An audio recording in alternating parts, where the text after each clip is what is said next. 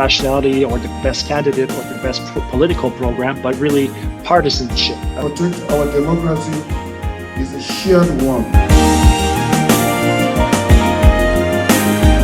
Democracy is rooted in our ability to conduct elections that are free and fair.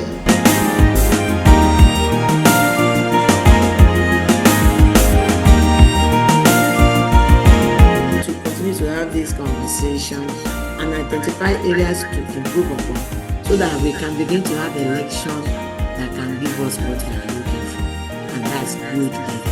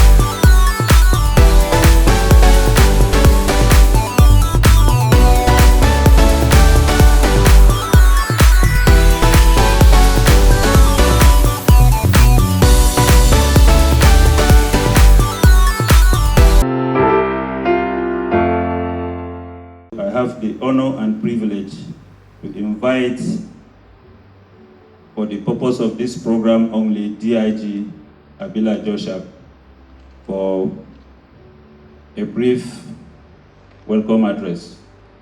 Thank you, sir. I sincerely welcome you to this occasion.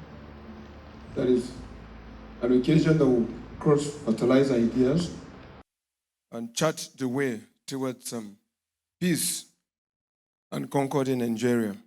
I want to apologize sincerely for very, very distinguished personalities whose activities are so much in the office, but they abandoned to come. I'm sorry. As you saw me outside, I was just trying to let them know that there were things that were left undone. I apologize for everything and I take responsibility. These distinguished personalities, a lot of you should have been somewhere else, but I think it's an honor. And if we can discuss this, I think it's going to add more value to election security challenges in Nigeria that we've had all the time. I say once more, thank you for coming, and we'll tap from your knowledge, and I'm sure at the end of this, some of the things that are thrown up during the election would have been resolved. Thank you. Ladies and gentlemen, esteemed guests, and fellow stakeholders in the democratic process, I'm honored to welcome you to this crucial symposium on enhancing election security compliance. As we gather here today, we acknowledge the critical role that secured elections play in upholding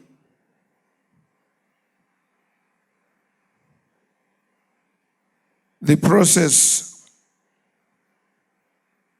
in an area where technology and global connectivity present both opportunities and challenges, ensuring the security and integrity of our electoral process is more important than ever.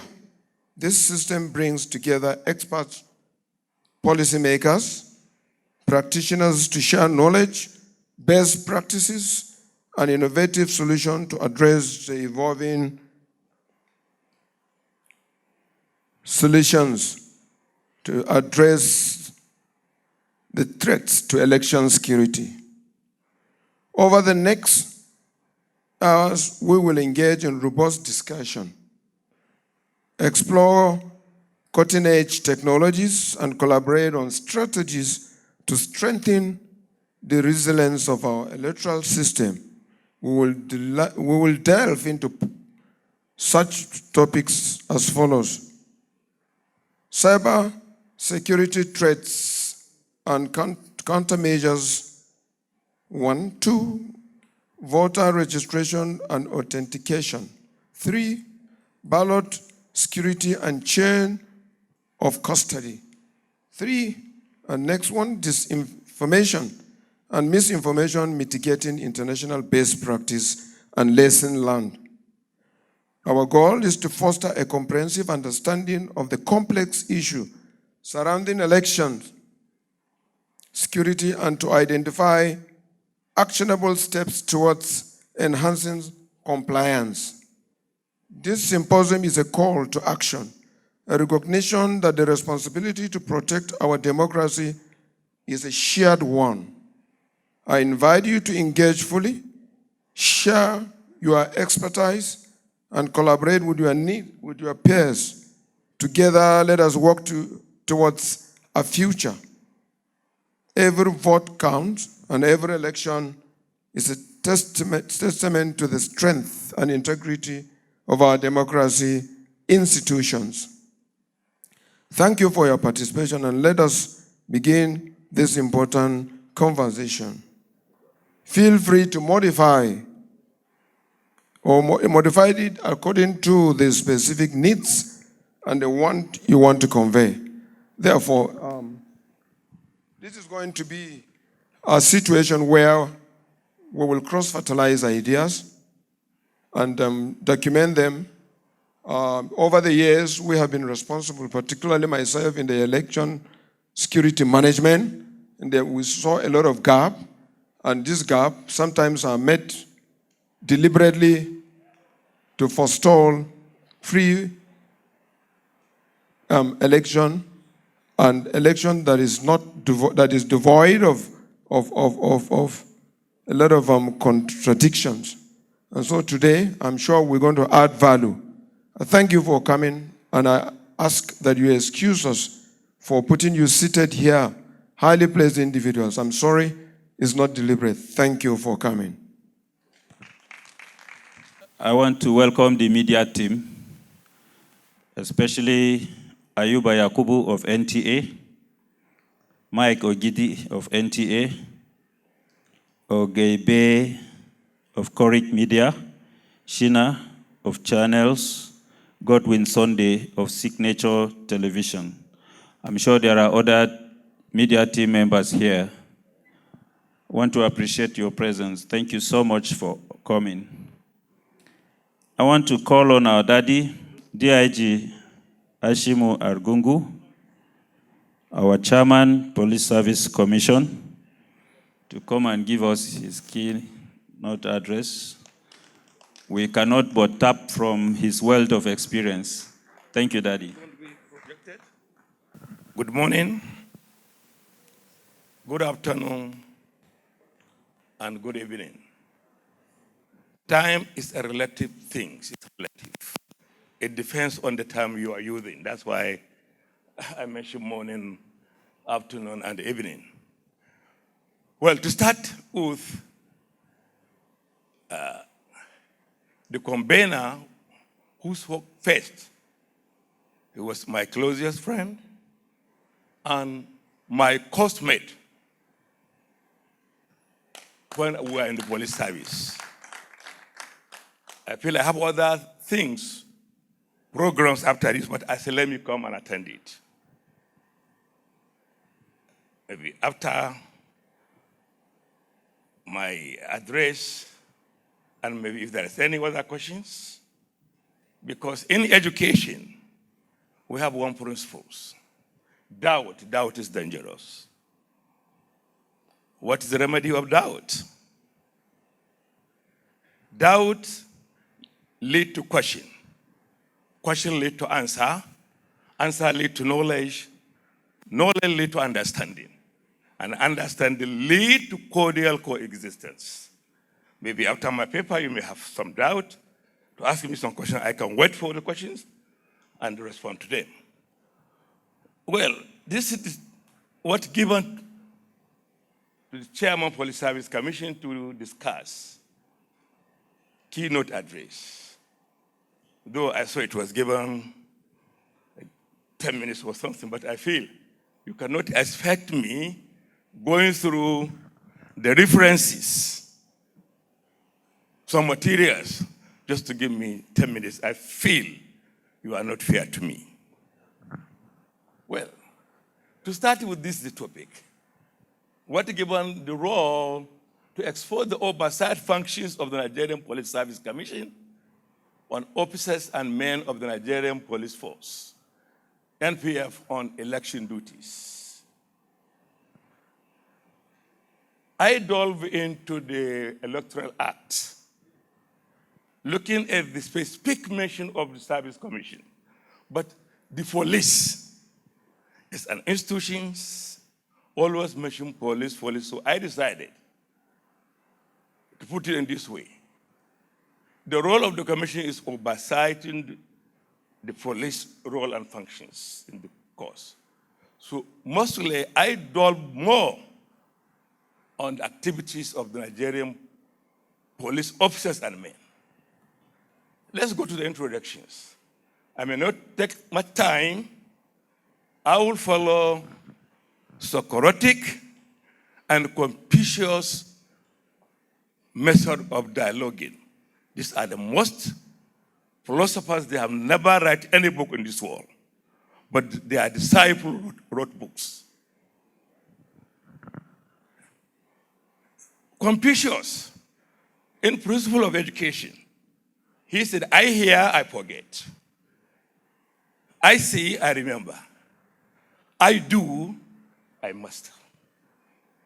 So here, if I continue talking, you may easily forget.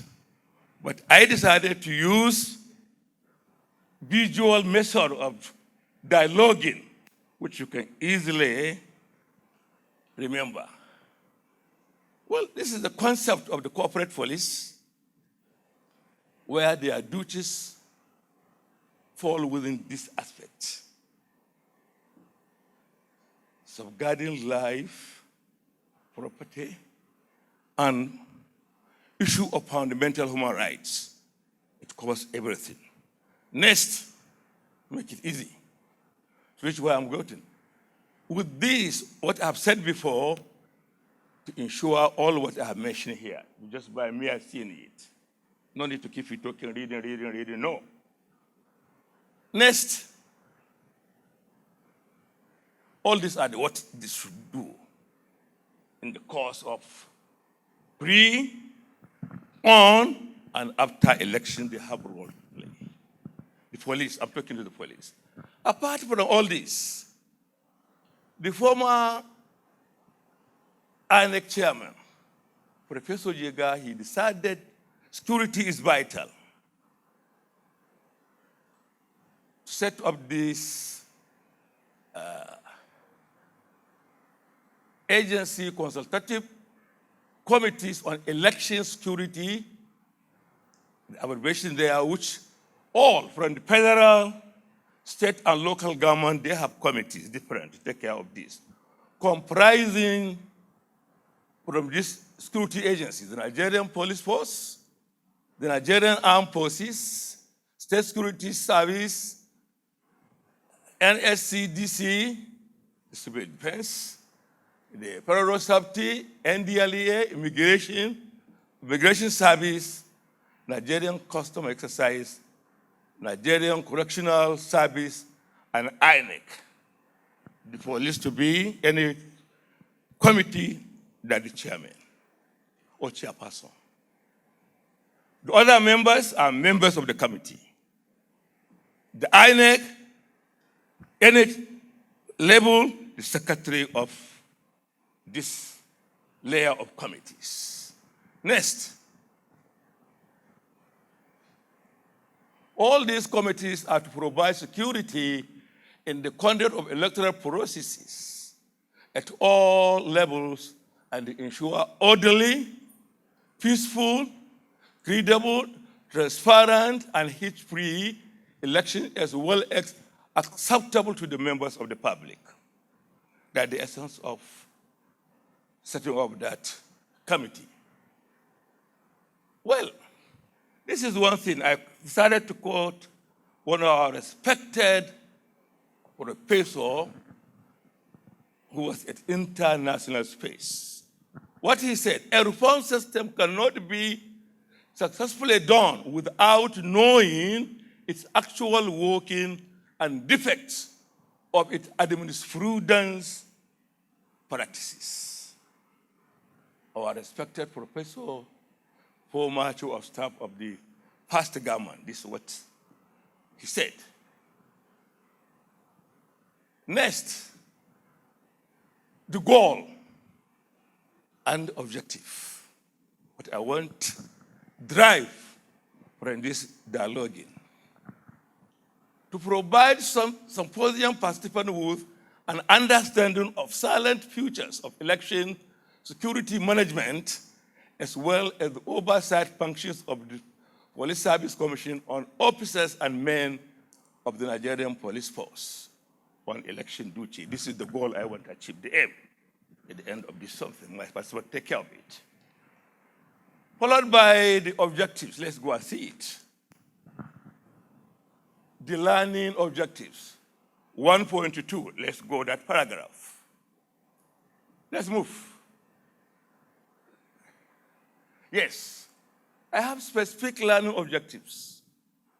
The paper, among others, is to examine the following: to highlight the nature and characteristic of electoral offenses and politically motivated offenses, to identify the classification or categories of offenses relating to electoral offenses, to highlight issues on the arrest of suspects, collection, collation, and treatment of exhibits prior to election day, on election day, and post-election days. These are very vital. Next,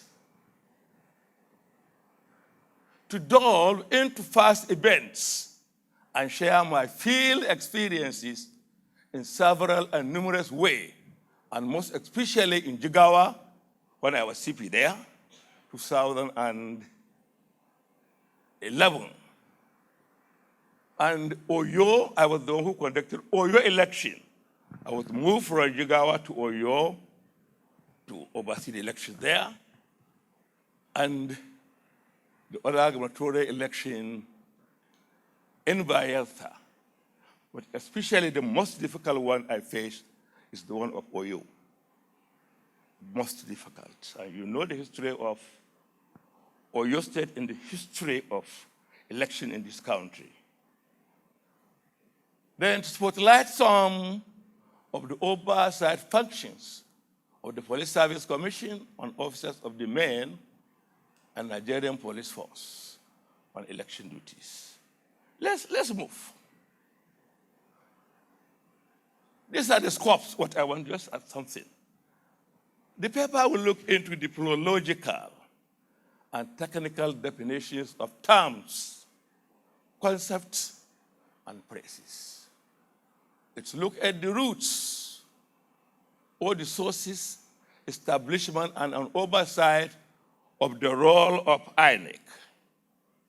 Institutions, agencies, stakeholders in shaping the quality of credible elections, and the security agencies, interagencies, the one I mentioned, yes, I put it for easy comprehension. You'll see later.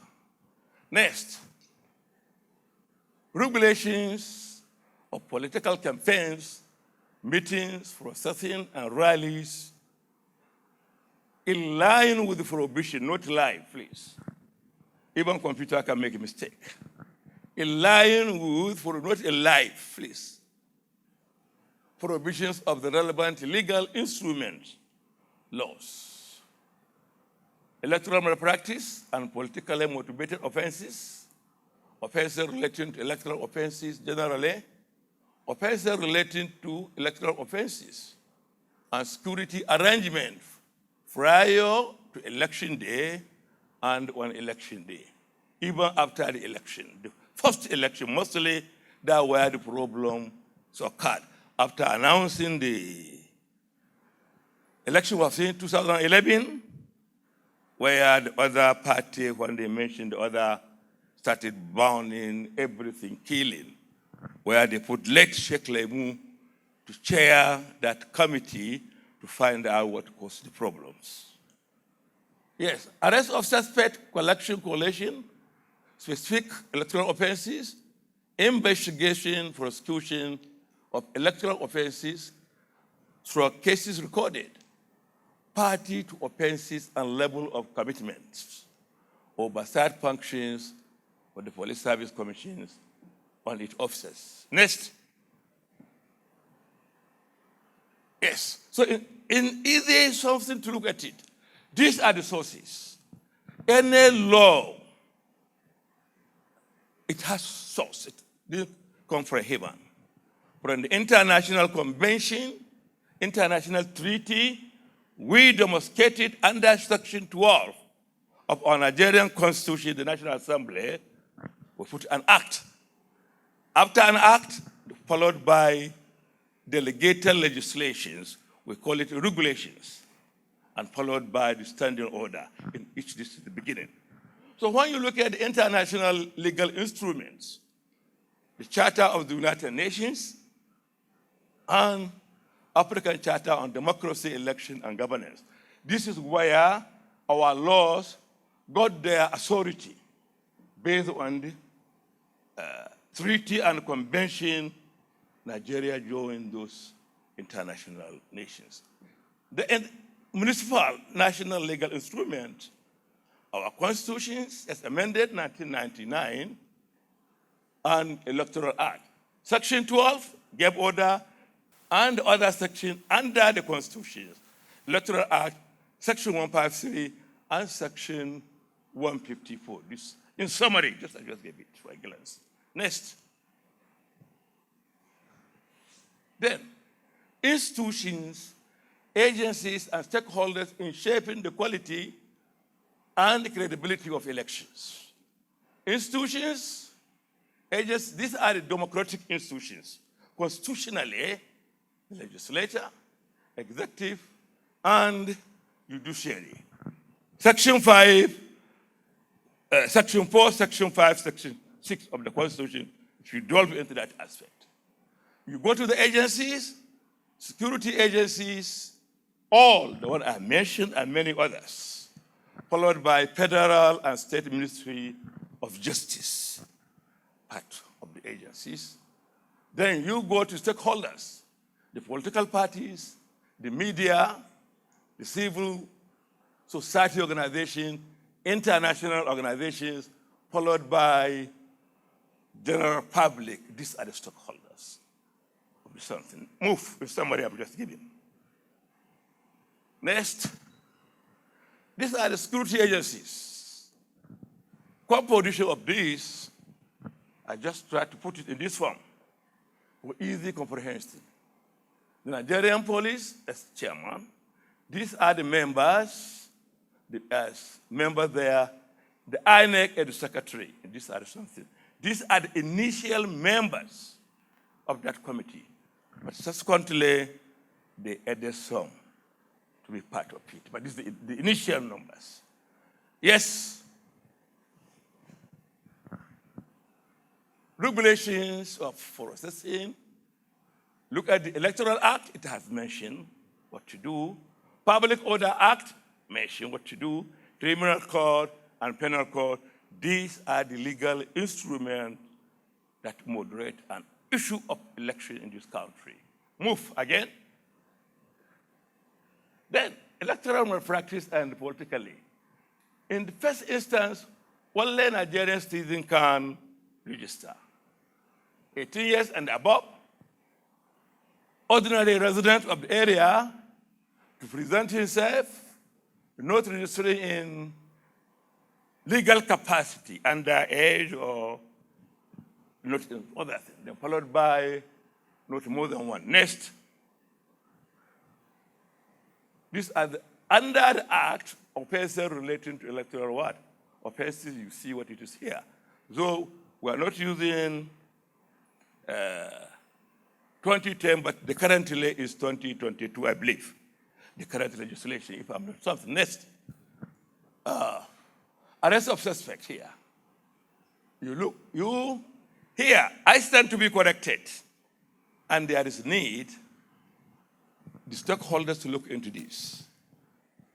If you check all electoral offenses in the Electoral Act, nothing offenses against human body. But in the course of it, we have seen where people being macheted, being killed, being this, but nothing reflected offenses against human body, nothing. I stand to be corrected. And I believe in reviewing, there is a need because mostly many people being killed. Even in 2011, in Jigawa alone, when I came back, I met cases where people were being burnt to death, being killed and something. Where are you going to replace it? The genesis is electoral something. Then offenses against property, warehouses, arson, this. And offenses against public order and social. These are the main area. They are very wide. You put them. This is why I put it here. Next, investigation and processes of cases. Here they have to look at the element of crimes. There are 6. Legality. Any crime being the law must prescribe is an offense. The party to the offense, the intention, at times, motives is the reflection of intent. Upon all this, you said it in the paper. Legal issues and legal instruments. Evidence requirements and type of evidence, the people investigating to know it. Party to offenses, who are these parties? The principals, those who assisted in one way or the other. Something in the course of you have to know it. And principle of defenses, where the law allowed you, if there is defense, you have been exempted. But no defense, that where you are investigating and free conference trial is very, very important. Where you can get to do something. These are areas. Next,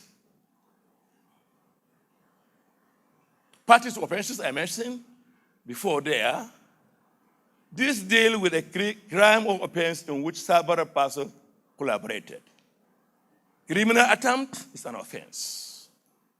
Principal perpetrator who really took something. Criminal conspiracy, abatement, aiding, counseling, and inchoate offenses. And under international law, Taylor, former Liberian head of state, he was convicted based on inchoate offenses, not on the real something. So it has to be conspiracy, abatement, aiding, counseling. This is what to do something, not the real. He was not there physically, but because of this, he was convicted. Then, accessory before or after the offense, joint act, mostly offenses against public order, e.g. AFRE. All these are something to be considered. Next, some oversight functions of this. What I said, nothing like Police Service Commission, but oversee the general conduct of officers and men of the Nigerian police and report. Visit all police stations, centers, and report. Visit all areas where materials are being stored or kept at state and other levels and also report.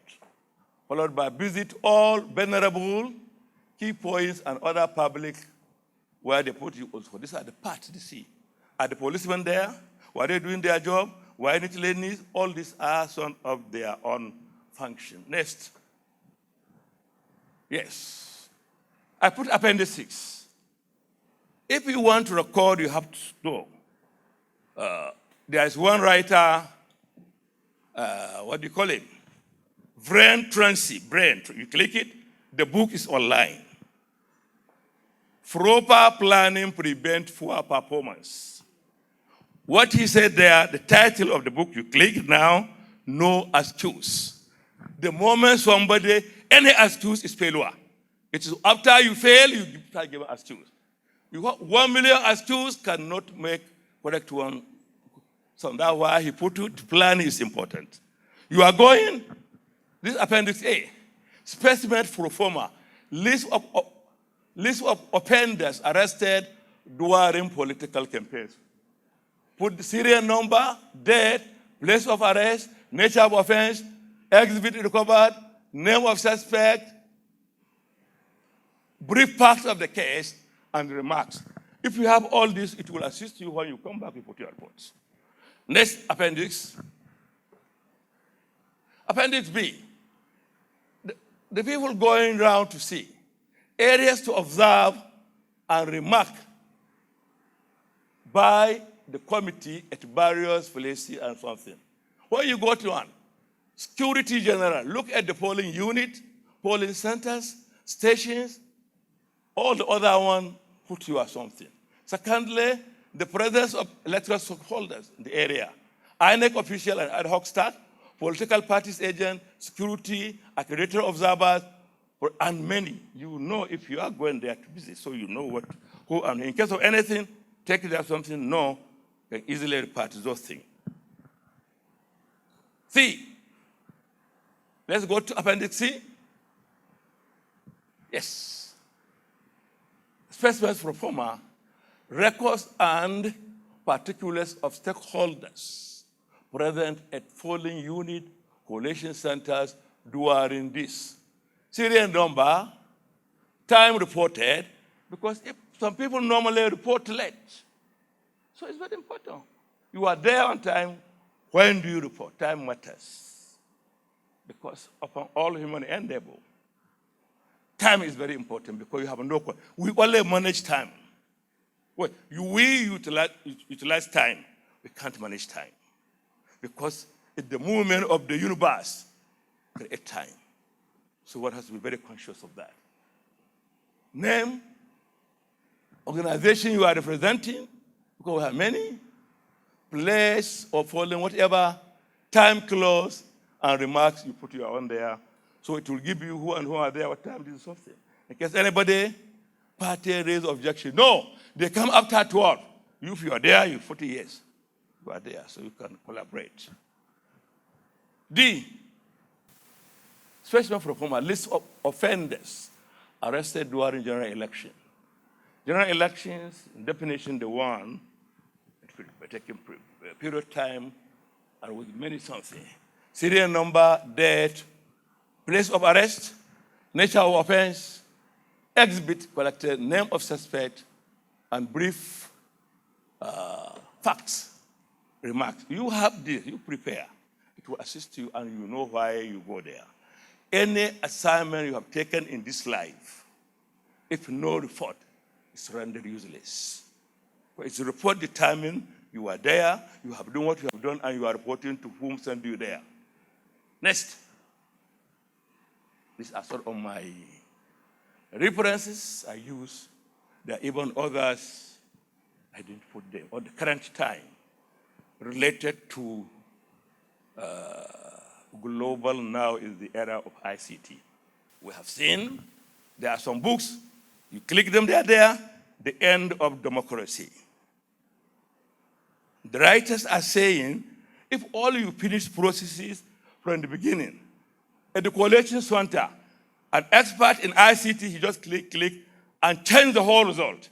It happened in this world. We have seen it, where some even countries accusing other countries, they intervene. So all what you have done within the process, this and this, At last, somebody will just click 1 and 2, change the whole election.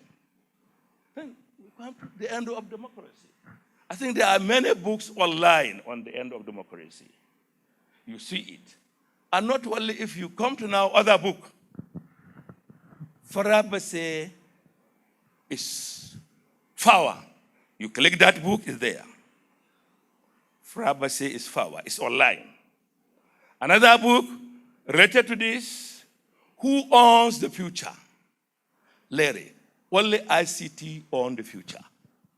Me, as DIG, when I was serving, I was telling my people, with my rank of DIG, if I'm ICT, I don't have the knowledge, there is minus in me.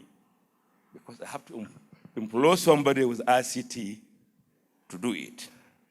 You be whatever in the court, you have to employ someone.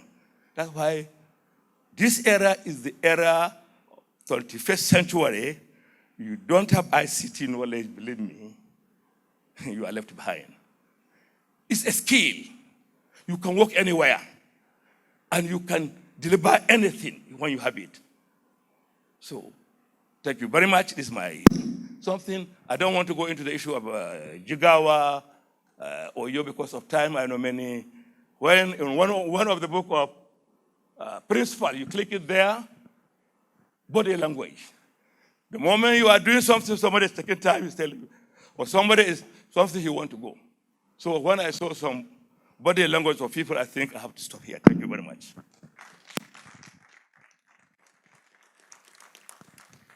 That clap is not enough for me. We are yet to clap for our daddy. That one you did is still mine. Can we give him a standing ovation for this presentation? Thank you so much. Daddy, we appreciate you. You know, when they talk about retirement, and they say somebody has retired, somebody once told me that retirement means changing your tire. In this case, Daddy's own, he changed his brain. He has switched from policing to lecturing. He has switched from lecturing to advice. And now he's, I don't know. Sir, thank you so much. While Daddy was talking, we have in our midst one of our own, one of our senior brother in the academics. He is Professor Mohammed Usman. He walked in while Daddy was coming up to speak. Sir, you're welcome. He is from Lagos also, and he is our managing director, plus, yes, at Unilac Consult. So you see, this prof is unique because besides academic, he's also consulting. Thank you so much for coming, sir. Again, my sister walked in, Dr. Aishat A. Usman. She's going to be up with me. I did not want to introduce myself because I wanted her to be here. You know, John the Baptist said something. For those of you that have read the Bible, he said, the shoes of the person coming, I cannot remove his shoes. And I want to assure you that Dr. Aishat is fantastic in coordinating programs like this. Doctor, you're welcome. Thank you. I don't know if you are coming from Lagos or Abuja, but I know you're coming from Abuja, so you're welcome. There will be a slight adjustment to the program, but before I hand over the mic to her, we'll be taking election security, a global issue by Jan St. Perry. It's going to be online. I could see the IG whispering. You know, time is of essence to the IG. Time is of essence to NSCDC, of course, DSS, and the man our EFCC people. Dr. Kingsley, are you close by? Dr. Kingsley, please can you chat Ian to just give me some few minutes, please? May I call on the IG, the representative of the IG, to come up and deliver his keynote address? He will be followed by our own dear Professor Mohamed Usman and Hajia will come up, and my brother Abubakar thereafter. Thank you. A very good morning to all of us. And I will stand on existing protocol so that I do not burn our time. I will go straight to my presentation. I'm Larry Ogunlowo, Commissioner of Police. I'm the CP Special Intervention Squad and also CP Election Planning, Monitoring and Evaluation for the Nigeria Police. So this morning I will be presenting a paper on behalf of the Inspector General of Police, who is unavoidably absent. The IG is actually out of town as I speak. So, but there is a paper here I will just present on his behalf. And this is addressed by the Inspector General of Police, IGP Kayode Adeolu-Egbetokun, PhD, MPM, at the Election Security Management Symposium and book launch themed Enhancing Election Security Compliance, held at Merit House, Maitama, Abuja, on 15th August 2024. Protocols, please. So, I feel so honored to address this gathering today to discuss critical issues about election security management in Nigeria.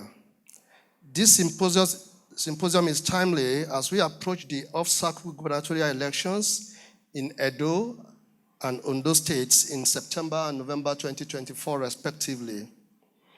It is imperative to reiterate the responsibilities and engagement of the Nigeria Police as the lead agency in election security management in Nigeria, as enshrined in the Electoral Act 2022, to maintain credibility and integrity of our democratic process.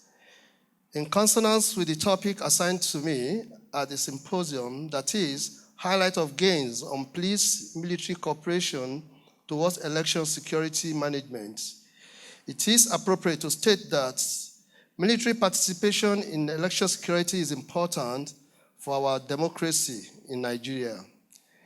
The military has a defined role in ensuring peaceful conduct of elections, particularly in terms of movement restriction and safeguarding critical infrastructure. Please do take note of the fact that I said military participation in election security. Election security. The military has a defined role in ensuring peaceful conduct of elections, particularly in terms of movement restrictions and safeguarding critical infrastructure nationwide. Their responsibilities are constitutionally mandated as they support civil governance in the country. Nevertheless, we remain cognizant of the boundaries of military engagements, which is why the police maintain close collaboration with other sister agencies to ensure integrity of the electoral process in Nigeria. We acknowledge the critical importance of safeguarding election integrity as it is our responsibility to uphold the rights of every voter, safety of election officials, materials, and citizens. According to INEC, voter population in the forthcoming election in Ondo State is 2,629,025 in 18 local government areas, 192 electoral wards, and 4,519 polling units, while Ondo State consists of 2,053,061 voter population, also in 18 local government areas, 203 electoral wards, and 3,933 polling units. Both elections demand extensive security coverage, and the police have undertaken threat assessment to identify several high-risk factors which form the basis for human and material deployments. We must not permit the specter of intimidation to overshadow our democratic process.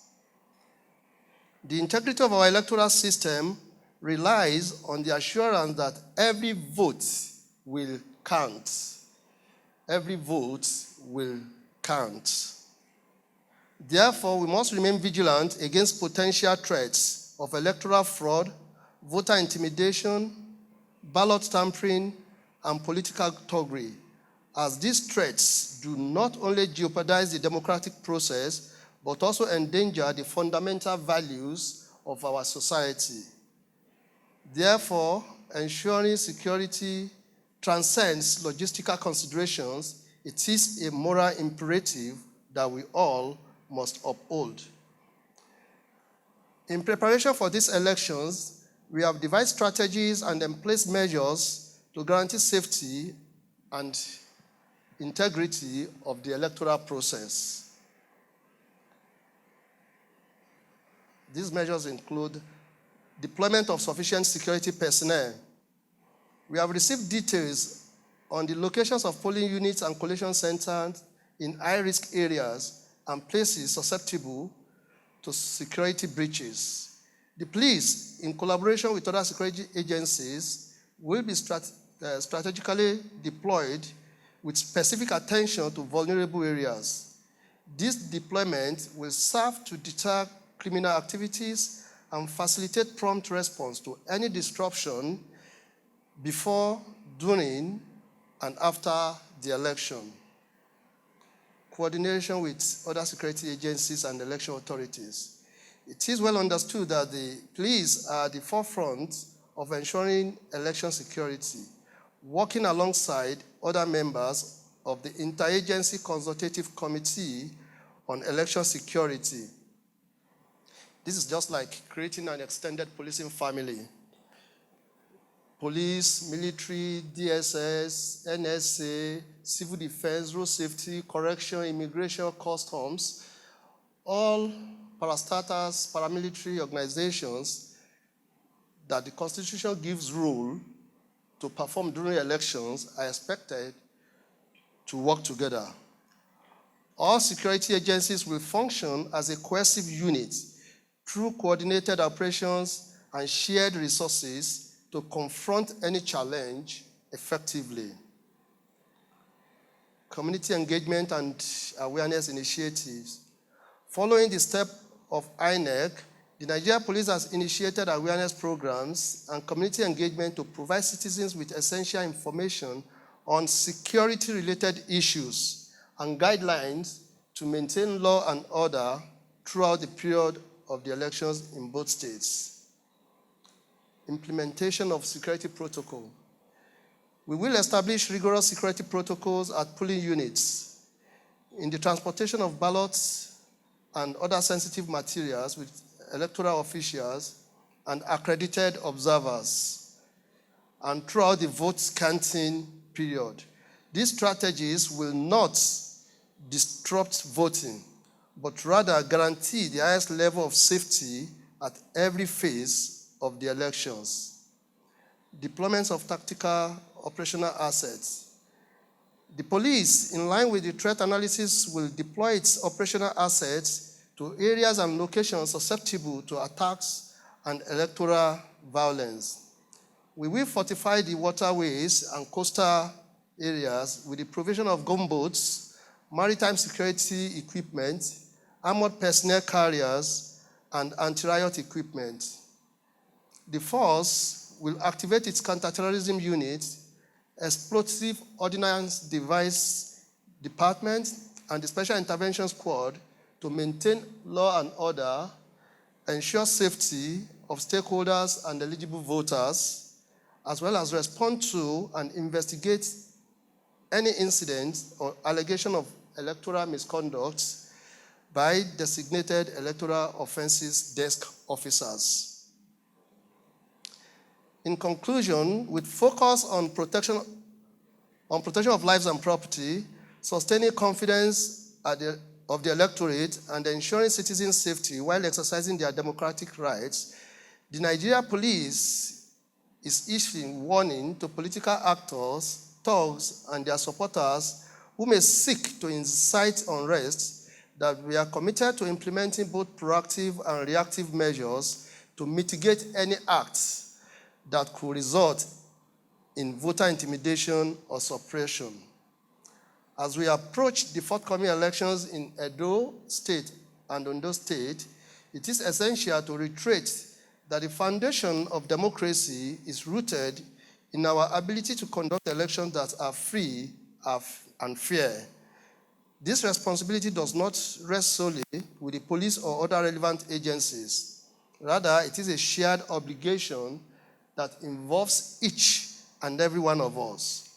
As the Inspector General of Police, I assure you that we are committed to implementing stringent security measures, collaborating with all stakeholders, and ensuring that your rights are protected.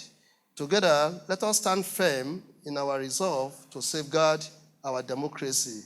Thank you for your attention, and let us work together towards a successful electoral process that reflects the will of the people. Thank you, and God bless you all. Thank you very much. Thank you, CP Lanre Ogunlowo there. He has discussed very effectively the message from the IGP. He is the Commander, Special Duties, Election Monitoring. Please, let's stand up and give him a round of applause.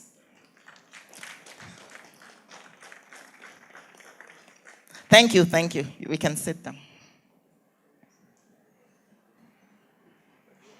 Thank you very much, sir. The discussion is getting more interesting. I loved the section where CP mentioned that the police is ready with both proactive and reactive measures to ensure the safety of lives and properties, and also to ensure that the elections are free and fair. But more importantly, it is the duty of every one of us here. We're all stakeholders as Nigerian citizens. We must contribute our quota to ensure that we have free and fair elections, because that's the only way that the nation will thrive. Up next is the presentation by Professor Muhammad A. Usman, who is the Managing Director, Unilag Consult Limited. As we all know, Unilag Consult is a co-host for this particular event, and he will be discussing on the strategic role of academia and professional bodies on conduct of law enforcement agents in election security. Please,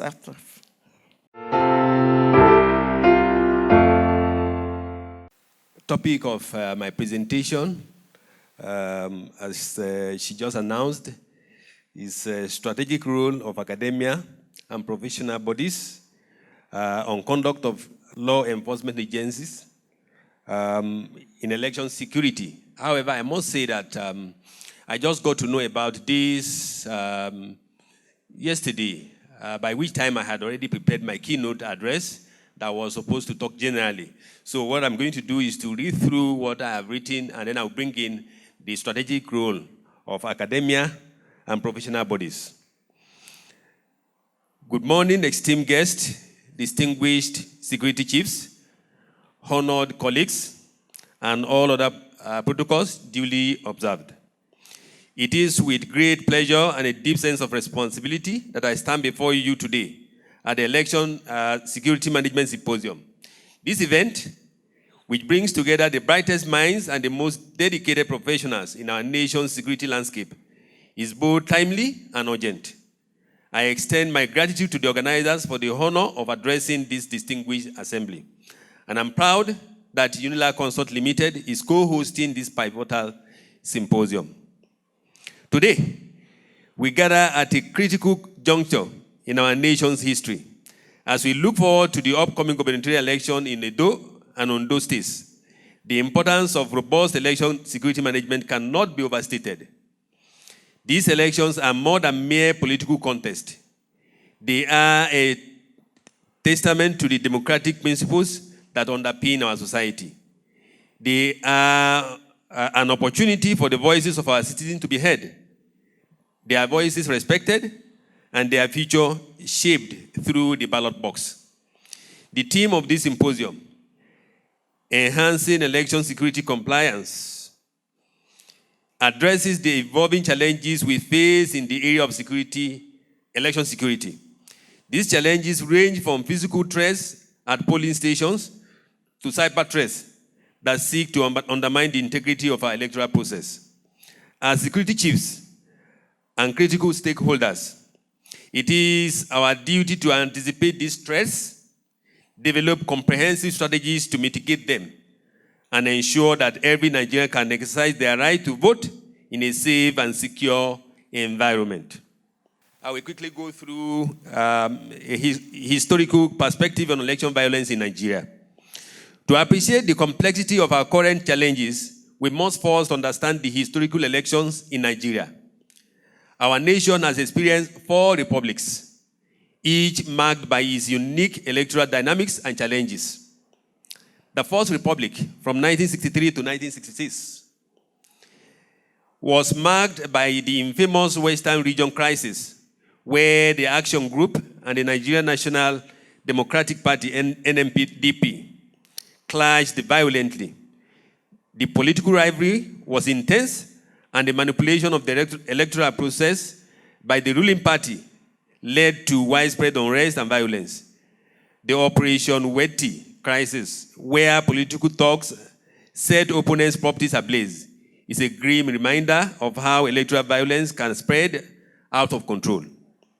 The Second Republic, from 1979 to 1983, saw the rise of the National Party of Nigeria, NPN, and the controversial 1983 elections. Allegations of vote rigging and electoral fraud were rampant, leading to violent clashes, especially in the Western region.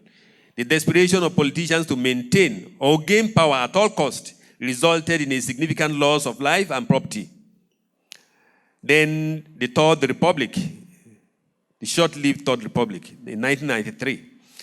The Third Republic was cut short by the annulment of the June 12, 1993 presidential election, widely regarded as the freest and fairest in Nigeria's history. The annulment by the military led to widespread protest and violence across the country, highlighting the deep-rooted mistrust in the electoral process and the dire consequences of subverting the people's will. The Fourth Republic, 1999 to present. The Fourth Republic has witnessed multiple incidences of electoral violence driven by intense political rivalry, ethnic tensions, and systemic weaknesses. The 2007 election were particularly notorious, with widespread reports of violence, ballot box snatching, and vote rigging. Despite some improvements in recent years, the 2019-2023 election still saw significant violence and disruptions, underscoring the persistent challenges in ensuring peaceful and fair elections. What are the drivers and enablers of election violence? Desperation of politicians. Politicians' do or die attitude often drives election violence. The intense competition for political office, seen as a gateway to immense power and resources, leads some politicians to employ any means necessary. I was having a side talk with my colleague here, and he asked, why is it that we find it so difficult to conduct election in a way and manner that others do in the developed nations? And I said, the answer is very simple. Make those offices less lucrative, and there will be no violence. For instance, the 2007 election saw numerous reports of politically motivated killings and intimidations. The other driver, or enabler, are the weak institutions. Weak institutions, including a partisan electoral umpire and compromised security agencies, which exacerbate election violence. When security forces side with the ruling party, opposition groups often resort to hiring thugs to protect their interest. This was evident in the 2011 elections, where security lapses led to widespread post-election violence, particularly in the northern regions. Lack of trust in the justice system. When politicians lack faith in the judiciary to fairly adjudicate electoral dispute, they are more likely to use violence to secure their position during the electoral process. The perception that the courts are biased or corrupt undermines confidence in the electoral process and drives candidates to take matters into their hands. Economic disparities and youth unemployment. High levels of poverty and unemployment, especially among the youth, make them vulnerable to exploitation by politicians. Youths are often recruited as thugs and paid to disrupt the electoral process. The 2019 election saw numerous instances of youth involvement in violent activities orchestrated by political actors. Ethnic and religious tensions. Nigeria's diverse ethnic and religious landscape can also be a driver of electoral violence. Politicians sometimes exploit these divisions to mobilize support and incite violence against opponents. The ethno-religious clashes during elections in states like Kaduna and Plateau are stark examples of this phenomenon. Comprehensive list of threats and solutions. Physical threat at polling stations. We have intimidation, harassment, physical violence at polling stations. What is the solution to this? Deploy well-trained and non-partisan security personnel to ensure the safety of voters. Security agencies, particularly the police, must perform their duties with utmost professionalism. The military should limit its involvement to secondary security roles and stay within their mandate. Cyber threat. Cyber threat is yet another threat, and this involves hacking and manipulation of electronic voting system. What is the solution to this?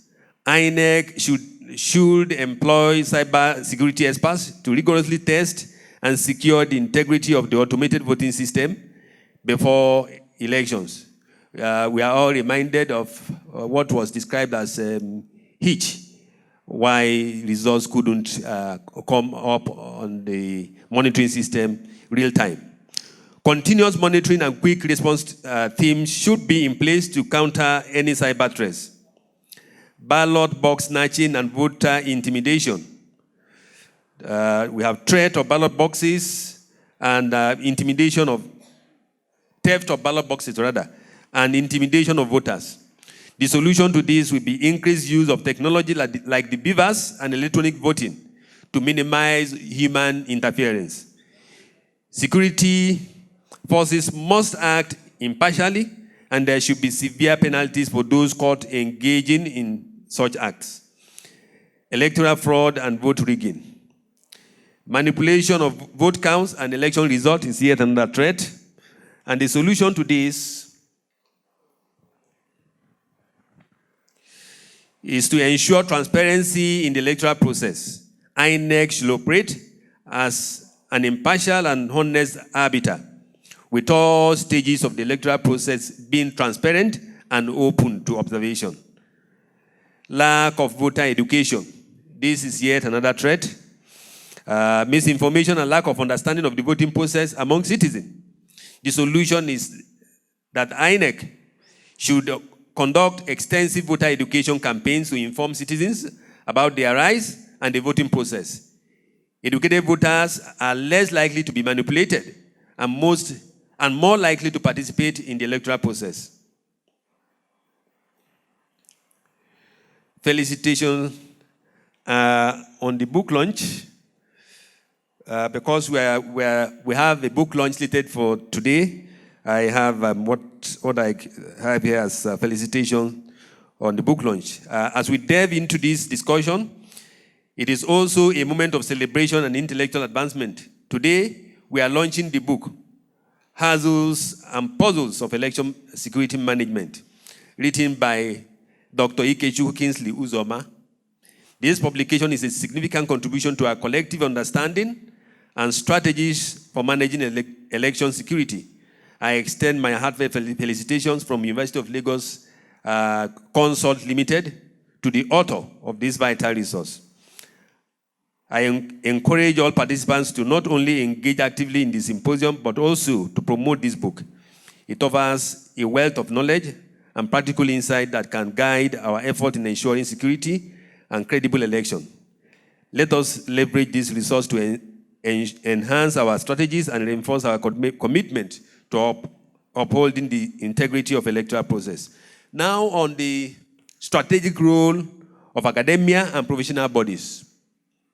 Of course, we know that there is hardly anything that you can do that will achieve will make positive impact without research. So the role of the academia will be to conduct research on issues around security threats, security challenges, before, during, and after elections, and then provide adequate solution. But of course, we know that research costs a lot of money.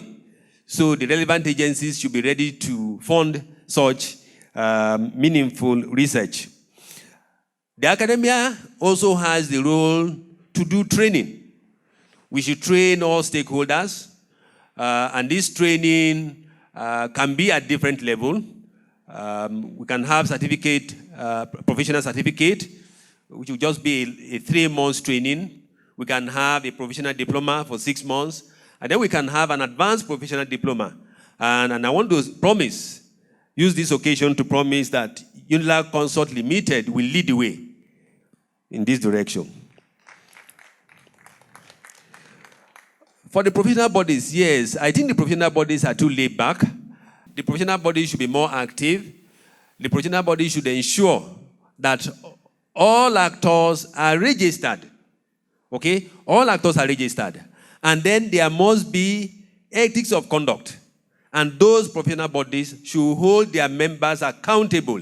There must be adequate punitive measures to ensure that whoever errs is adequately punished. And that will serve as deterrent.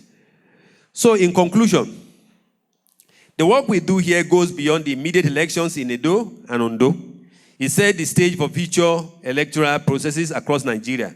By ensuring the security of our elections, we are strengthening the foundation of our democracy and building a brighter future for all Nigerians. Let us remember that behind every ballot is a citizen with hopes, dreams, and aspirations.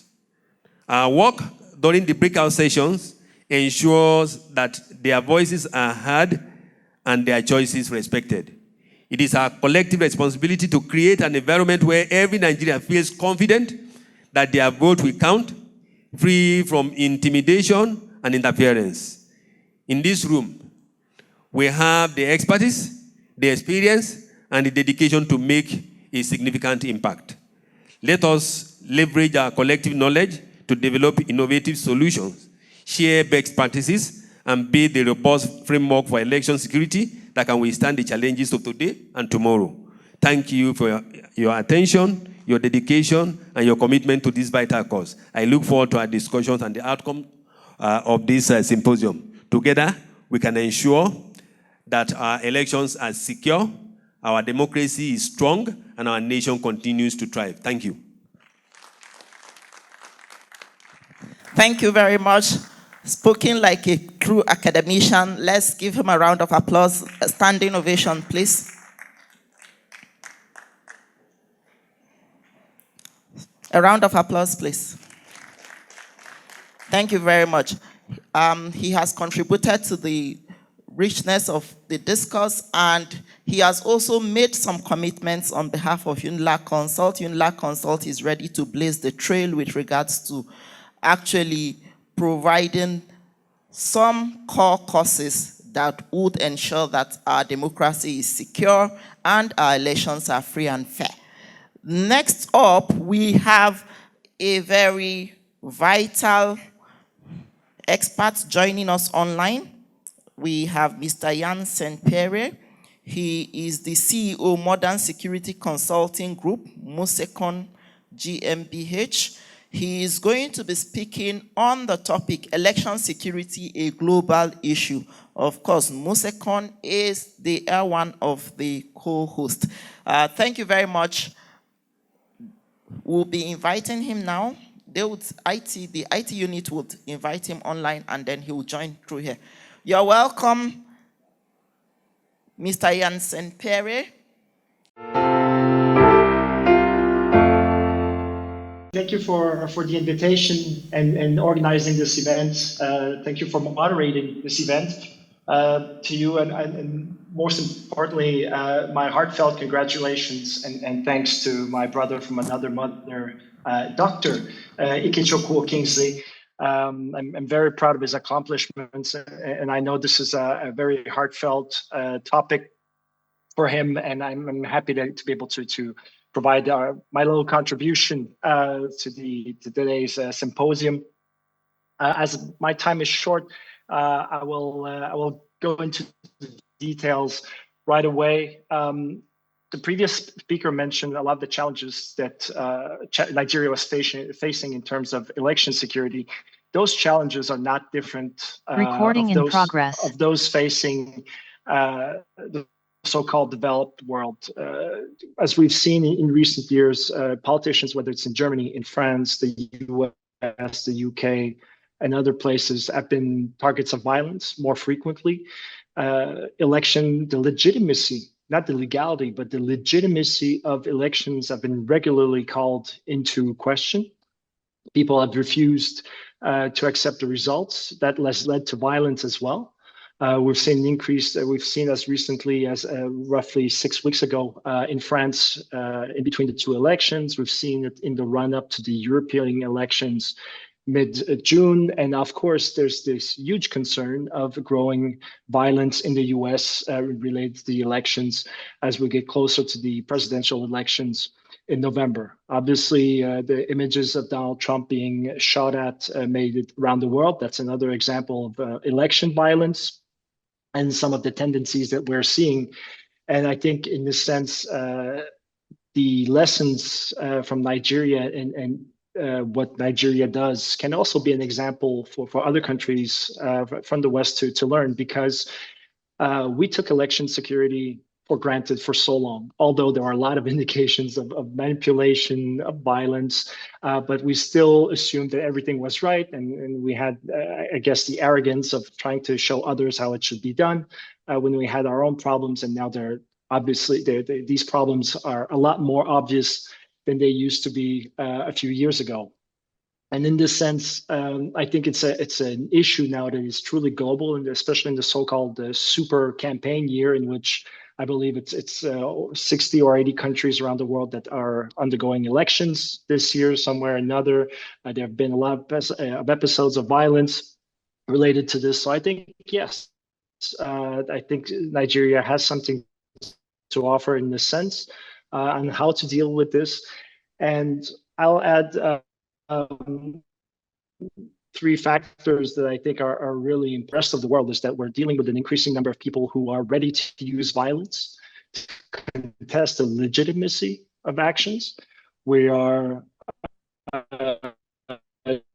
dealing with an increasing this readiness for violence. I think that's a major issue. The second one is that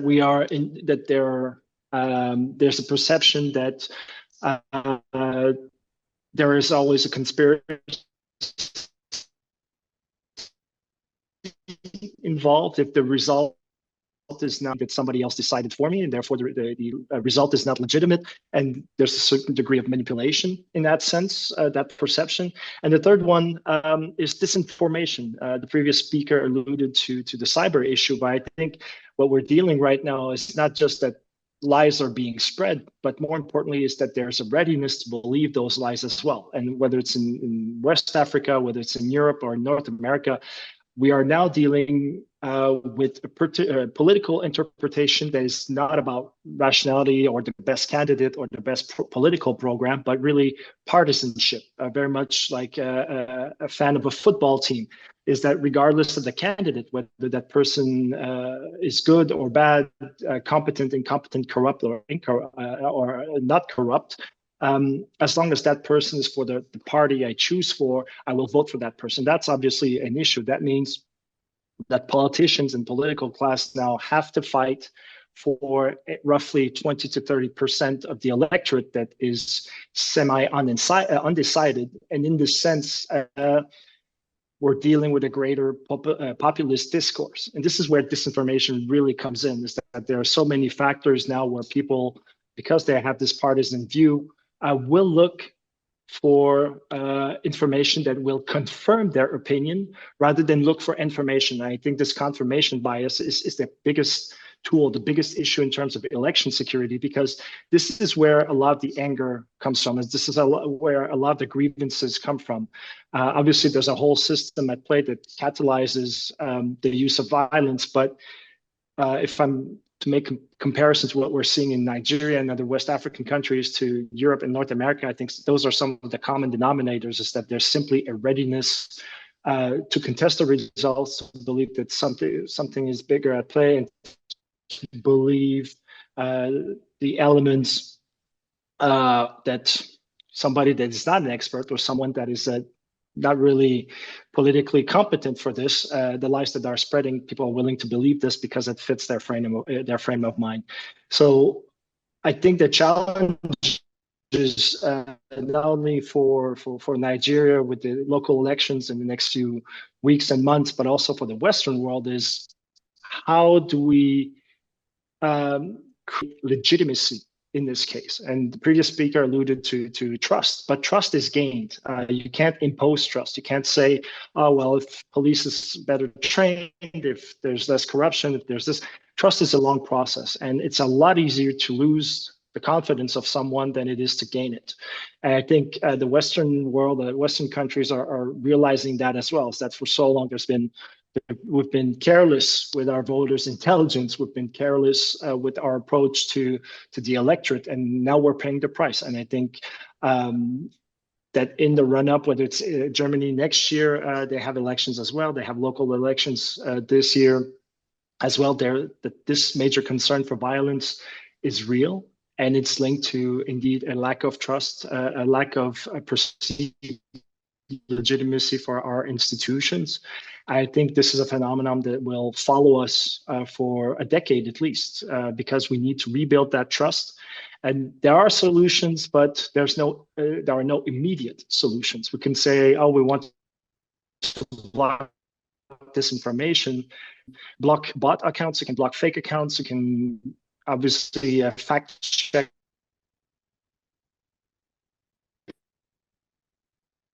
a lot of things, but if a person wants to believe that, there's simply a degree of stubbornness. So I think we have to find a way to rebuild the relationship, a trustful relationship between the electorate and our political class, in a way where politicians respect the intelligence of voters, at the same time where the electorate also respects the intelligence and the willingness of politicians to do that same. I think this will alleviate a lot of the issues, a lot of the elements that fuel election insecurity around the world. So that was from my end. I'm willing to take questions if there are some from the public for the next few minutes. But again, my congratulations to the author of the book and all of those that contributed to it. And thank you again for having me today.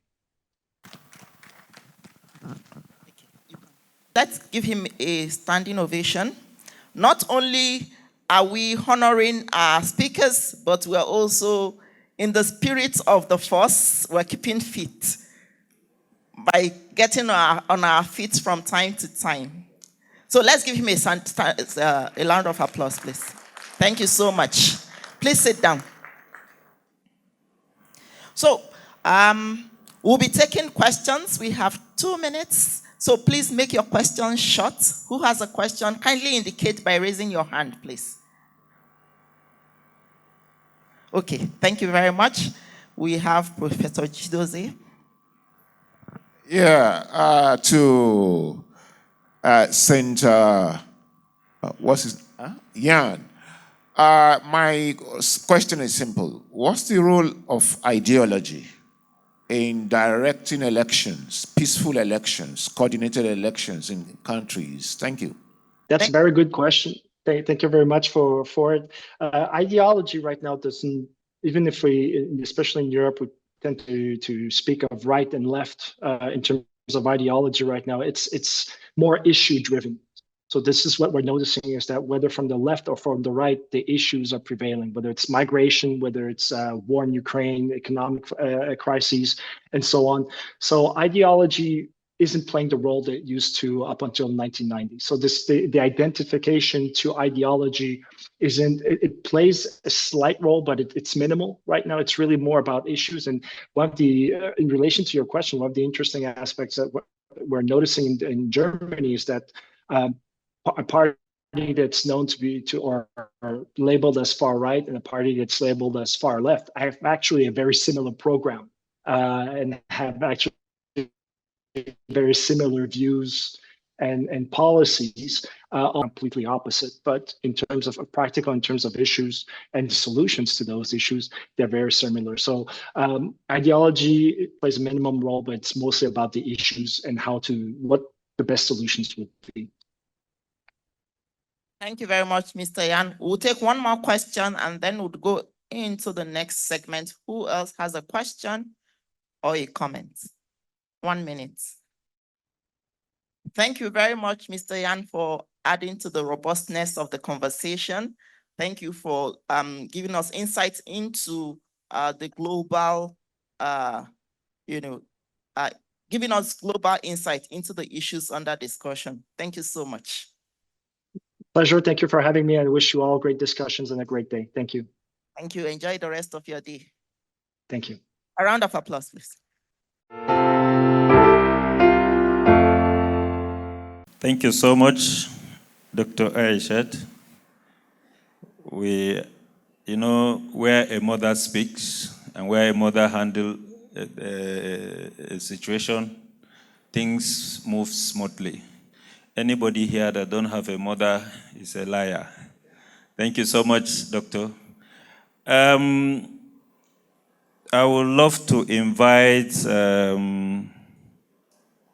Dr. Ahmed Abubakar, ably represented by my dear sister Haja Fatima. You will do your slide presentation. I would love to invite Dr. Yusuf Magaji Bichi to be on standby. Good morning to you all. Permit me to stand on the existing protocol. This is a keynote address by the Commandant Election Monitoring Unit, Ajia Fatima Binta Ilesami, on behalf of the Commandant General, Nigerian Security and Civil Defense Corps, at the Election Security Management Symposium. Today, the convener and the Chairman, Josie Technical Security and Safety Consult Limited, DIG, Abila, the convener, all the senior officers present, other relevant stakeholders, too numerous to measure, gentlemen of the press, ladies and gentlemen. I bring you warm greeting from Commandant General of Nigerian Security and Civil Defense Corps, Dr. Ahmed Abubakar Audi, MNI. He will have been here personally, but for other equally pressing official engagements earlier scheduled for the same time, he has asked that I specifically extend his personal gratitude to the convener and the chairman of this event for recognizing the significant role that the Nigerian Security and Civil Defense Corps plays in election security in Nigeria, and for the opportunity to use your platform to reiterate the commitment of the NSCDC to the protection of critical national assets and infrastructure, CNI, before, during, and after election. Permit me to say that the contribution of Nigerian Security and Civil Defense Corps to the continuous survival of Nigeria as a democratic nation cannot be overemphasized. As a corps saddled with the mandate of protection of critical national assets, infrastructure alongside other statutory role of securing the lives and properties of every Nigerian and Nigerian residents. And this symposium could not have come at a better time than now. Nigeria has had 7 consecutive and uninterrupted general elections since 1999 till date, with progressive improvement in the conduct and management of these elections to the admiration of international community. This is largely due to the peaceful and conducive electoral community. This is peaceful and electoral environment emanating from effort and collaboration of security agents, as well as other relevant stakeholders. Why this collaboration continues to deepen our democratic gain and obviously translating to the conduct of free, fair, and credible elections, the mandate of the NSCDC on critical infrastructure protection in election period and beyond is highly consequential, both in principle and in practice. It is imperative to draw the attention of this honorable gathering to the paradigm shift in the concept of critical infrastructure and national assets so as to better understand the mandate of the NSCDC and the significance of its activities in election period and afterward, before the end of the military era or shortly after the first democratic election in Nigeria. The concept of critical national assets and infrastructure largely center on federal, state, and local government buildings, installation, power transmission lines, telecommunication, pipeline, as well as other tangible national assets. The direction started changing and the scope continued to broaden as the nation transits from one government to another with uninterrupted democracy. Today, it is apparent that democracy has come to stay in Africa as a continent, and Nigeria, as a giant of the continent, continue to guide this feat jealously. This brings so much premium on the electoral process with the huge national resources that it got both in general and off-cycle election. The shift in paradigm brings to the fore the mandate of the Nigerian Security and Civil Defense Corps. And no doubt, at least the election process as one of the modern major critical investments that must be protected, preserved, prevented from going down the drain. From electoral officials to electoral materials, sensitive and not sensitive, the NNCD ensure protection before, during, and after election. Why, thank you all for your attention. Please bear in mind that the Nigerian Security and Civil Defense Corps regard every resources, both human and material, including every stakeholders here present today in the election process, as critical infrastructure, and we are committed to defending you all in line with international best practices.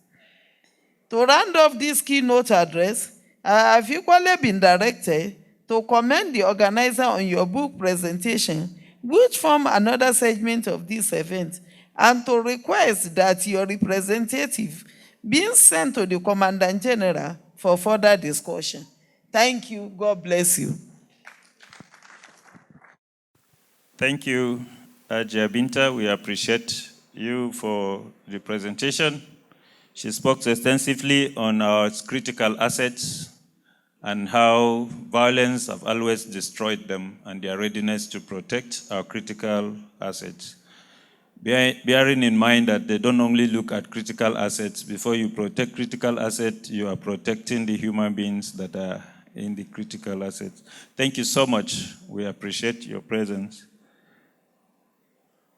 Coming next is my brother, representing Mr. Yusuf Magajibichi, in person of Dr. Karim. You're welcome, sir. Thank you. The chief host, others here present, my colleagues, good morning. I am here representing the Director General State Services, Alhaji Yusuf Magajibichi, CFR, FWC. He extends his apologies of not being here personally. To him, he thought we were to deliver a lecture. So I prepared a slide of about 120 something slides.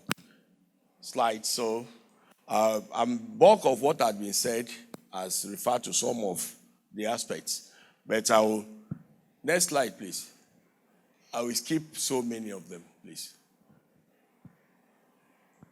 Be fast with this, please. Thank you.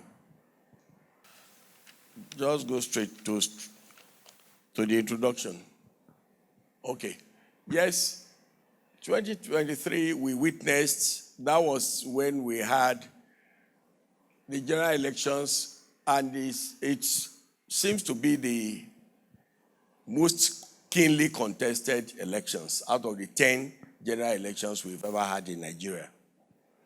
That year, we saw 12.29 million new registered voters, out of which 8 million youths registered, completed the registration before the elections. That showed to us the enormity of the problem we have at hand. We've referred to electoral violence and the rest, and we could see even the last 1 week, the last 2 weeks when we had this youth hunger protest, you could see the way they were vociferous about their needs, how it must be met. So, however, elections in Nigeria have frequently been plagued by violence. The quest for peaceful polls remains an urgent priority. Hence, the theme for this paper could not have come at a more opportune time, with emphasis on the need for effective intelligence sharing and synergy among security agencies, electoral management bodies, and other relevant stakeholders to ensure fair elections. Well, for us to understand basically this paper, it's best we discuss some of this. Intelligence sharing. Go back to information, because for us, we that's our own stock in trade, basically information intelligence. We must understand what information is. Information refers to an unevaluated, of any description, item of any description. Anything you could describe to us is referred to as information. And that's what we believe and we know that is very relevant. If all of us contribute to that, get to understand that it's unevaluated by your own standard, we will now try to look at it, evaluate it, and see how, and which when processed, it could turn to intelligence. This takes us to intelligence. It is the product resulting from the collation, evaluation, analysis, integration, and interpretation of all available information which concern one or more aspects of target groups, which is immediately or potentially significant to security operations. In this particular instance, we are looking at the conduct of elections, which is that security operations. So all item of information that is given, we compare it with other information we have from other sources and use that to now predict how things will go. And we could see what we witnessed in 2011 post-election violence. You could see the volume of intelligence that went into the hunger strike. We got to know, we knew that this will happen, and we informed the general public, please let us plead with the youth that want to vent their annoyance. Everybody knows that hunger is on the, things are hard. We knew that there were so many other plans by other people who will want to change. So this leads us to the aim of the paper. This paper aims to examine collaborative efforts of the various stakeholders in the security sector and the relevance of intelligence sharing in ensuring violence-free polls. So intelligence sharing basically is, because that's a key concept in the theme, the title given to us. This is the process of distributing intelligence, information, data, and expertise between individuals, organizations, agencies with the aim of achieving common goal or objective. This is one of the key roles of the intelligence community. The police, all of us here are part of this body. We should be able to avail this vital thing and share whatever we get to know, and at least it will avert problems and crises. Move on, please. Go back to the definition of violence, because it's, another key concept is violence-free election. That's the purpose of. What is violence? To me, I would not go to all these definitions by WHO, which defines it as intentional use of physical force or power or threat against oneself, another person, group, or community that either results in or has a high likelihood of resulting in injury, death, psychological harm, maldevelopment, or deprivation. Well, the simplest definition for violence is anything that could hamper your chances of achieving your ultimate goal. Everybody here has a target, has a zenith, has an idea of where he or she desires to get to. Anything that will disturb that is referred to as violence. And basically, violence is in four forms. And for elections that we are discussing today, it's all that have been said so far since morning had always been the two major ones. We have always been referring to psychological as well as physical violence. I've not had us discussing structural and cultural violence. So electoral violence to us refers to all forms of organized acts of threats, physical, psychological, cultural, and structural, aimed at intimidating, harming, blackmailing a political stakeholder, affect information, events. These are political information, events, all the political events that leads to the election proper, the election day proper, and post-election events. Facilities, all materials you use for the elections, the polling booths, or what, all those materials are what we refer to as facilities before, during, and after elections, with a view to determining, delaying, or otherwise influencing the electoral process. So we try to explain the different forms of it. The commonest of them all is the physical, as mentioned, destruction, maiming, the sort of ballot boxes and the rest. But there are others, as said by Prof. He did mention something about poverty, unemployment. These are structural ones. These are things that affect them. And without you addressing those, you will still see them coming back. And that was why he said that the main cause of poverty, the main cause of frequent violence, electoral violence, is the perks of office, what you benefit there, why you must go there. And because of the poverty rate, you could imagine the number of people that are poor now. So whatever you have, the small amount of money you get will make you to elicit support from unknowing young person who will gladly join. You saw what happened with young 5, 6, 7, 8-year-old in Kano protesting for hunger. Before then, were they not going about looking for food? So it's just only hastening their movement. So I hope you could get that now. Structural is basically due to the loss of that. The loss there makes it. For instance, you must participate, you must be a member of a political party for you to contest in Nigeria. So that's a structural thing. If you are very good, you are popular, you cannot contest.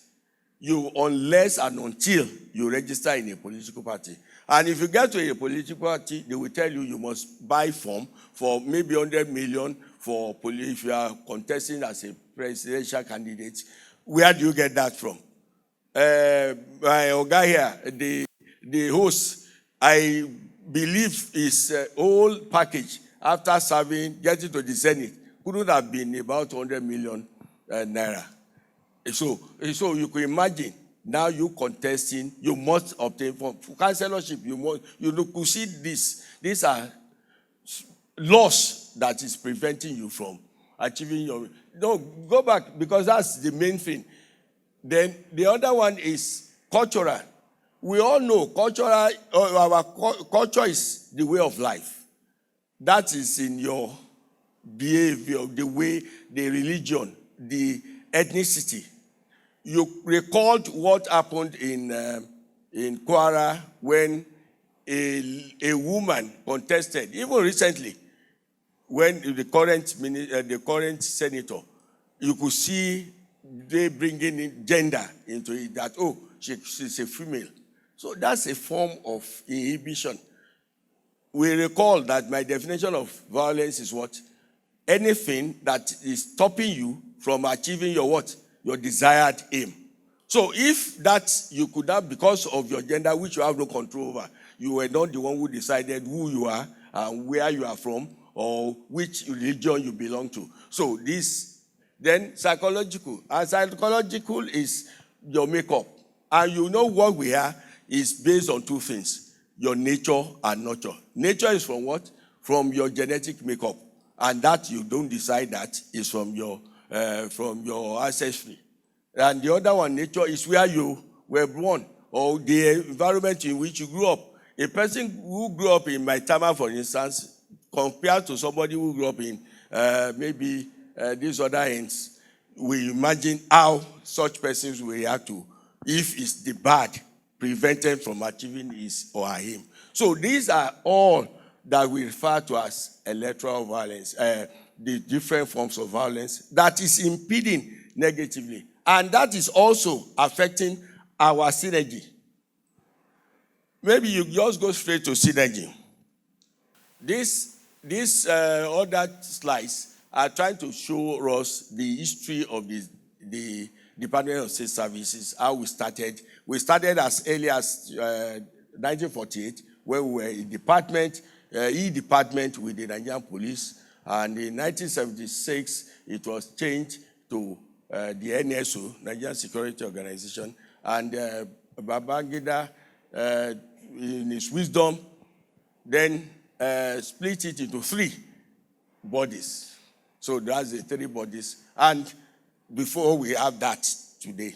So that tells us that intelligence has always been there, not today. Even in the pre-colonial era, we've been having intelligence bodies. So now continue. Just go to 40. Yes, go, continue. Yes, leave it there. These are the forms of variants of synergy that is encouraged by everybody here.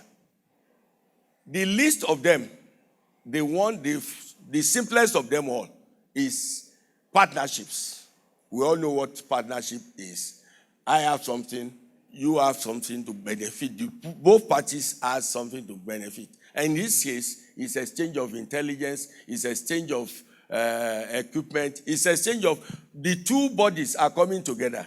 You could see the two agencies coming together to discuss how will they manage the problem, the task at hand. And that's the list of them. Then it graduates into what we call agreements. They will get to agreements. Okay, yes, you will provide this, you will provide that. We've been hearing of ISIS since. Then the next one is networks. We are meeting ourselves, we exchange phone numbers. I don't need to write a letter to meet the prof from Unilag Consult. I will just call him. If I pick his number, that's network. And that's how intelligence could be exchanged. He has seen me today. He could always call you. That's networking. And that is, at times, many of these things are what? Through informal settings. And before it grows. Then there is another one we call integration. It's a higher one. In integration, the two agencies or more agencies come together and they now address particular issue. In this case, we are talking of what? Violence-free elections. They all come together and try to address this and solve that problem. They anticipate the challenge. They now say, yes, we put resources together. And you will man here, B will man this, and you will work according to your respective mandates. Police will do theirs, army will do theirs, civil defense will handle theirs, theirs is basically for what? For all strategic, what's your call duty again, ma? The one you just said now. So, critical national assets. So it's for them to do that. It's for EFCC to look for those who want to use money to manipulate the system. For ICPC to look at public servants who want to manipulate the system. So each person will do according to his schedule. Then merger. We recalled that there was a time merger was done between what? The FRSC and the Nigerian Police Force. That means one of the entities will lose its identity completely when it's merger. You are losing your identity, and you are now adopting the new identity. And we saw, and later it was demerged. Then coordination. That's the basic work of what they are now doing with ISIS. And you could see yesterday they had the ISIS meeting. All of them coming together and thinking, how do we address the violence-free elections? So in coordination, everybody is putting in all it has, equipment and everything. So that's in. So the highest of them is collaboration. Collaboration could be between two or all. So it's the highest level. You share resources, you share everything. So those are the forms of synergy that we have and which are being implemented. When the CPSIS, this was about living, I collected his phone number because there may be a need for me to meet him in the field. So I will always refer to that yes, networking has been made. So that's the sort of thing we're talking about. That's the synergy we're talking about. Now, we have synergy, and it's happening at different levels. We have at strategic level, and that's when you have the national level, you have all these bodies, the National Council of State. You had the last meeting they had on Monday or so. So that's the sort of place where it's a form of a venue where relationships are being kept, intelligence are being shared, and the relationship is being, so there are different levels. That's the strategic level. We have several of these statutory bodies, national bodies, and we have our state levels too. We have the State Security Council level, and we have our local government level. We have the local government peace and security level, where they meet at that level, and its strategic intelligence is being shared amongst and among members. Yes. Continue. So, yes, I try to look at all the stakeholders. So far, the stakeholders are broken into three. The primary stakeholders, go to the primary stakeholders. At a glance, we will see them. These are the primary stakeholders. Those are the principal people that are required, organizations, individuals, the party officials, the contestants themselves. Then the secondary stakeholders, yes. You could see civil society, donor agencies, and the rest, observers. They are there, and they are very, very relevant. Next. So for us here, those of us that are in the security forces, we need to take care of, go back to the shadow parties, the spoilers. These are the people who we know will merchant violence because they have deployed their resources that they want to recoup at all costs. So these are people we would dedicate more time to identify and monitor. And since we are close to some of them, we should be able to. So you could see godfathers, and we've seen godfather, godson, reefs. You could see the problem in rivers. You've seen the problem between so many. There are so many of them which you will all recall. You remember the Ade Dubu and the former governor of your state. So many of this. So you must make sure the government in exile. Some are there from sent and for anything like this, for you to control, you must be able to identify these individuals, these shadow parties, the sponsors of electoral violence too. They are there. You could see the disclosure made by the IGP with somebody come in and look at the tumultuous amount of money. How could he get that? The quantum of gold bars he came with from Libya. So these are, with that sort of fund, lot fund, you could deploy and cause a lot of mayhem. So we should be all out to identify such individuals and avail security. So I don't need to discuss this, we all know. So please go straight to causes of conflicts. Go straight to 65, please. Yes. Ordinarily, all these agencies would have worked and get close to themselves. Unfortunately, these are the hindrances they have. Resources. That resources are those things that they need. Power. The most potent of them all is the PMS. Power, money, and sex. PMS. Yeah, it's the fuel. That's the most potent. But you hardly know. But that's the most potent of them all. So the PMS is there. Then other things. And it happens amongst security agents.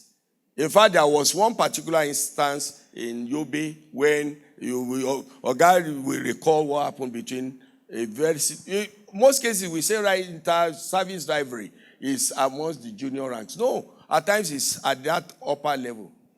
You recall there was a time when service chiefs cannot even see eye to eye. Is that not? So that tells us that conflict is at all levels. So a person who ordinarily would have done his work well, but because of that rivalry, because of that hatred, he will just say, let me hold my intelligence, don't let me avail him. That will make him to shine. So you see, we must look at that. Values our belief system, ethnicity, our perspectives about ourselves and others. Some believe that they are too good. I don't see. Don't call that agency. They are like that. No. Then another one is psychological need. As I said, psychological need is made up of what? Between your nature and what? Your nurture. Where it depends on the leader. If the leader is not that they are going type, is an introvert, is a type that is melancholic always, he will naturally exhibit that. And that will pass through, run through the ranks. Then communication breakdown. In fact, that's the first casualty in exchange of intelligence. They don't want to see eye to eye. They won't even talk to each other. The next one, go to the next slide. All agencies have got their own cultures. All of us here, we have different cultures in the way we behave. Academic culture is different from a uniformed person's culture. An intelligence officer's culture is different from a uniformed person's culture. So if you know that varying culture, and that will now translate in the way they will approach issues. So, and that will now determine the usage of whatever intelligence you supply. So if you know that, then you won't pick quarrel. Then different overlapping mandates. The agency with the largest and the greatest of powers is which one? It's my sister here. The last agency that came in. The 2002 law, Establishment Act, gave them the overriding powers. So, their powers is even more than that of because they are great-grandparents of the police, just child of the police. So, you could see with such powers, the overlapping mandates, most agencies have got more or less the same. So, there is need for what? The demarcation of these powers. The superiority complex. Some believe that they are there and they must be there and no other person should talk to them. Is that not? We all know. Then agencies overstretching their mandates. Yes, it's not my mandate, but I can because of. That will be your thinking, and it's a very serious problem. Lack of legal framework. Then perceived preference for some agencies. In most cases, some agencies don't even want to relate with other agencies. And if you know that, you could imagine such intelligence that is supplied to such agencies who has a phobia or has natural disdain for such agencies will not want to. Then tough profession. This is my area and no other person should come there. It's only for us and nothing else. No. Those are the hindrance to what? Successful and closer intelligence sharing. Policy challenges. You could see the law, the policies there at times inhibits good sharing of intelligence. Then there is need for us to even indicate it. Unfortunately, we don't have a national security strategy or we don't have a national security policy, which will define specific rules to every agency. So if we have that way, so that's part of the solutions to the problems too. Next, please. Legal challenges. Take, for instance, the law, the act says only the Nigerian police. If you check that law, only the Nigerian police is the only agency that is allowed for what? For protection of election duties. That is what is stated there. But I love the IGP. He said, well, all of us are doing what? Police duties, police responsibilities. Will the other rank on the field, will say, yes, this is our duty. You are only assisting us. I hope you understand it. That's a very bad something. It's part of what hinders relationship.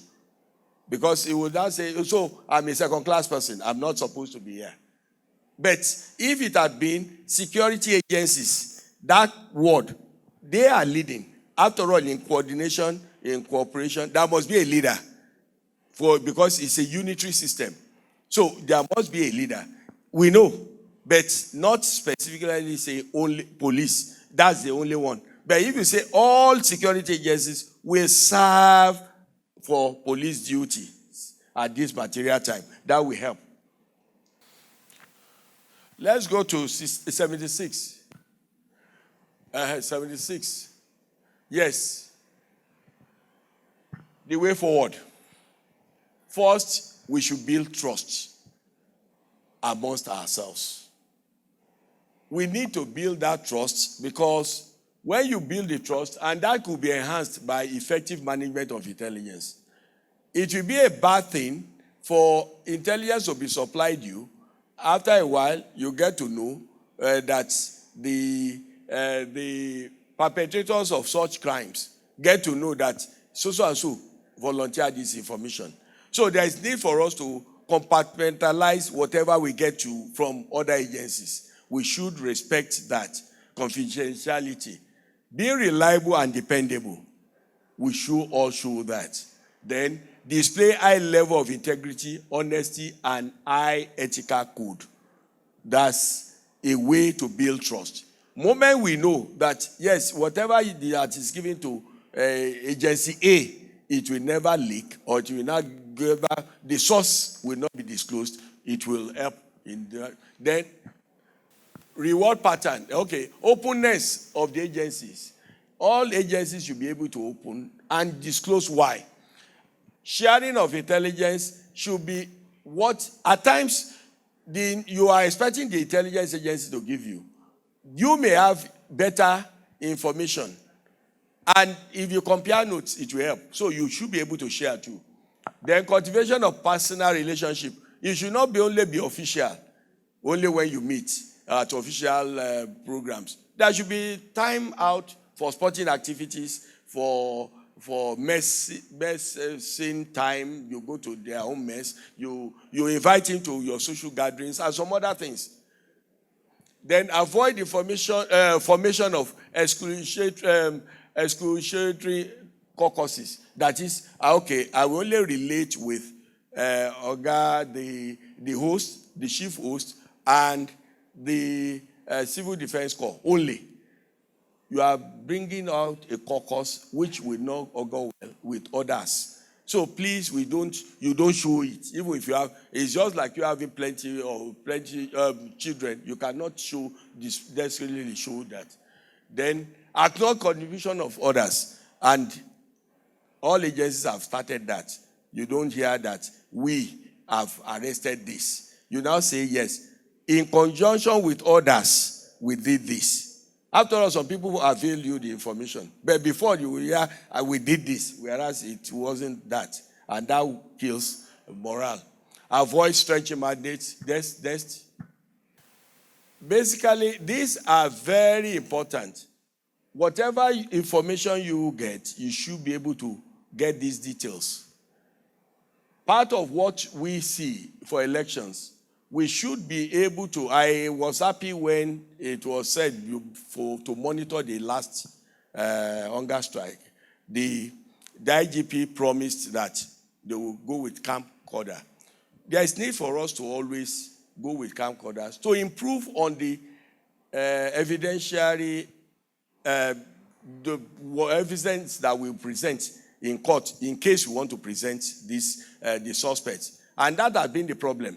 And we should expedite action in such that it will not take too long for the person or for the police or the other security agencies that apprehended the suspect not to have been transferred, because he can't perpetually remain in that. He may even just be posted for that election duties at that material time. So he will go back to his place, but who pays for his money of coming, sojourning always for the court cases? So those are the things we feel we should. Communication and the rest. Feeding. Dry rations should be provided for them. We all know. Not you providing money and you know they can't get food. They will have no choice than to get whatever anybody gives them. That day nobody cooks. So just a wrap of amala or something may make you compromise your stance. So if security agencies are provided their monies before even they go for the election duties, it will be good. Let them have it, not that after they will now be thinking. So that's the conclusion. Improved synergy among relevant security agencies offers a reliable platform to tackle electoral violence and ensure political stability across the country. This can be achieved through professionalism, non-overstretching of mandates, and joint trainings of security personnel. I forgot to mention, there should be basic training, joint basic training for all services, not only at the officer cadre. If we have basic training, that's level. Say, for instance, the other ranks, they are to have a 6 months training. 3 months in a particular place, all of them are trained together. They will never disrespect other agencies later. So thank you very much for listening. Dr. Karim, this download that you have downloaded for us, can we give him a standing ovation, please? He has downloaded so much. He has summarized the entire program. And I'm sure if we say that we should move to the next level of the discussion and discuss only his papers, we will not be wrong. I'm sure here you've collected the pockets of every other person and presented it here. We say thank you so much. We appreciate you so much. Thank you so much. Please, we'll crave your indulgence to forgive us. We want to make small adjustment to the programs that we have. We'll want to do a small book presentation, and I'm also requesting Prof. and to just give us a summary of what is in the book so that we do the book presentation in less than 5 minutes if it is possible. Yes, thank you so much. So immediately that is done, you do an introduction, then the book review will, everything in 5 minutes. Good morning, good afternoon, good evening, good night, everybody present here around the world, depending where you're operating from, all right? My name is Professor Chiedozie Okoro from Department of Philosophy, University of Lagos. And starting from home, my director is here, Director Unilag Consult. He and I are working together on this particular program.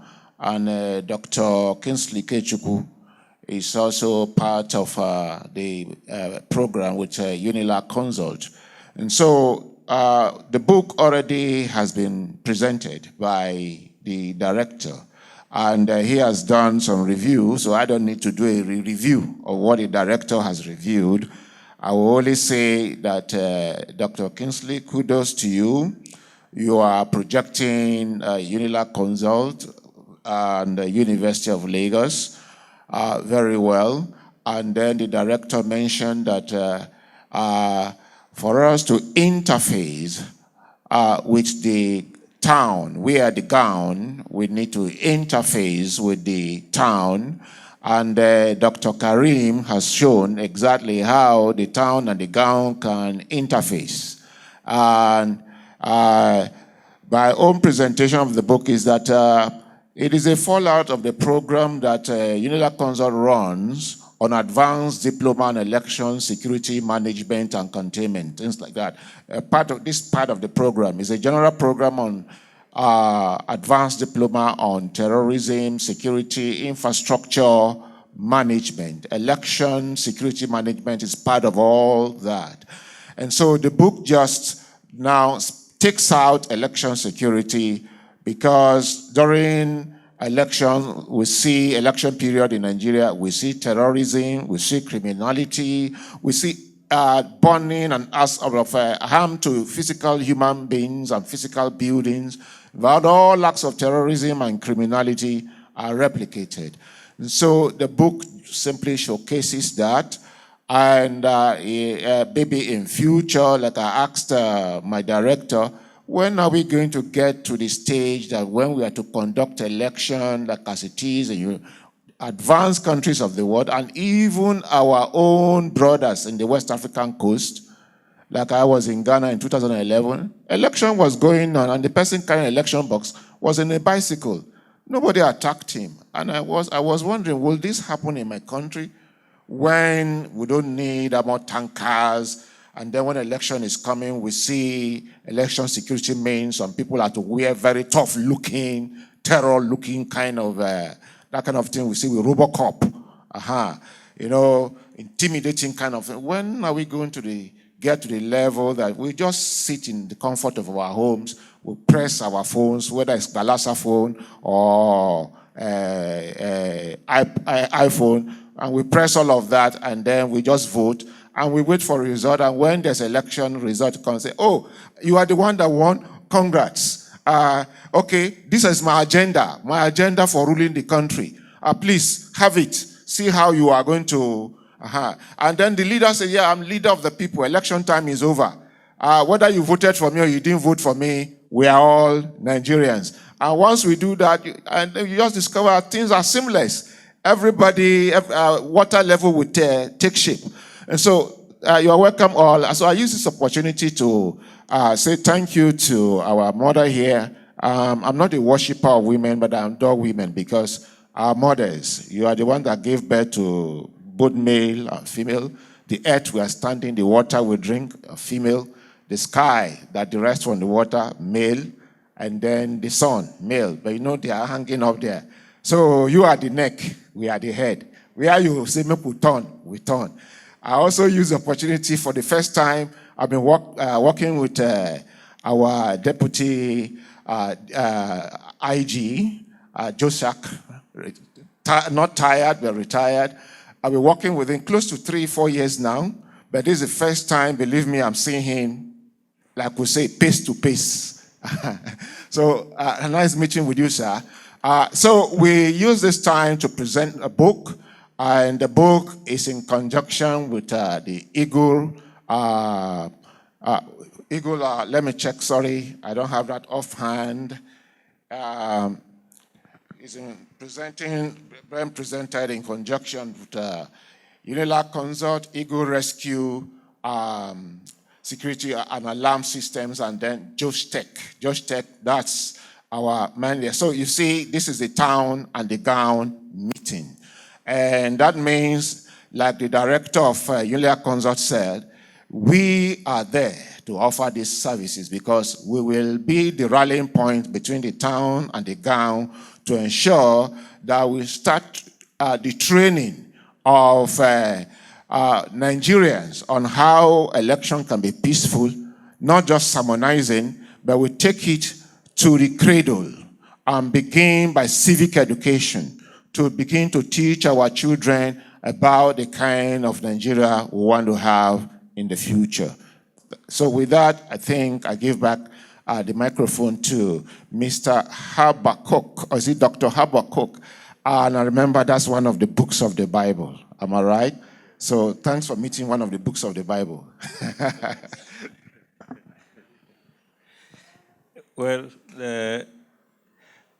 one of my Oga used to call me the man with the longest name.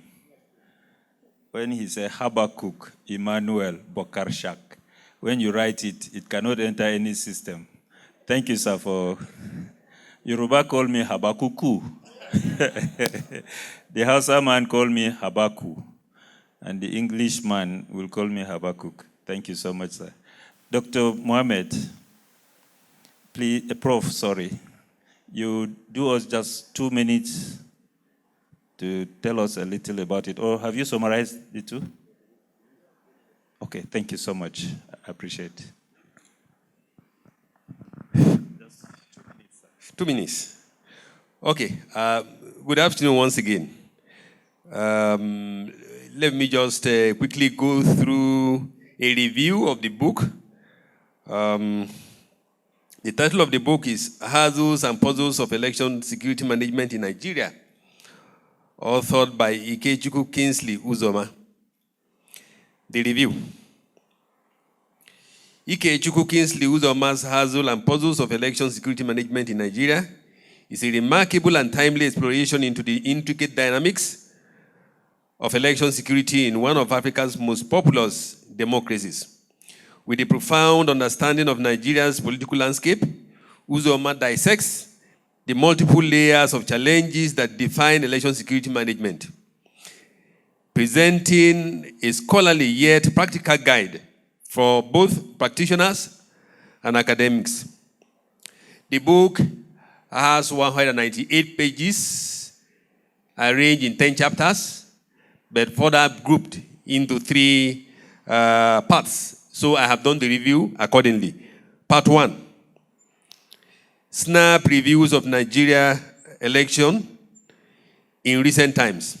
The first part of the book provides a sweeping historical overview of Nigeria's election, offering a robust context that sets the stage for more complex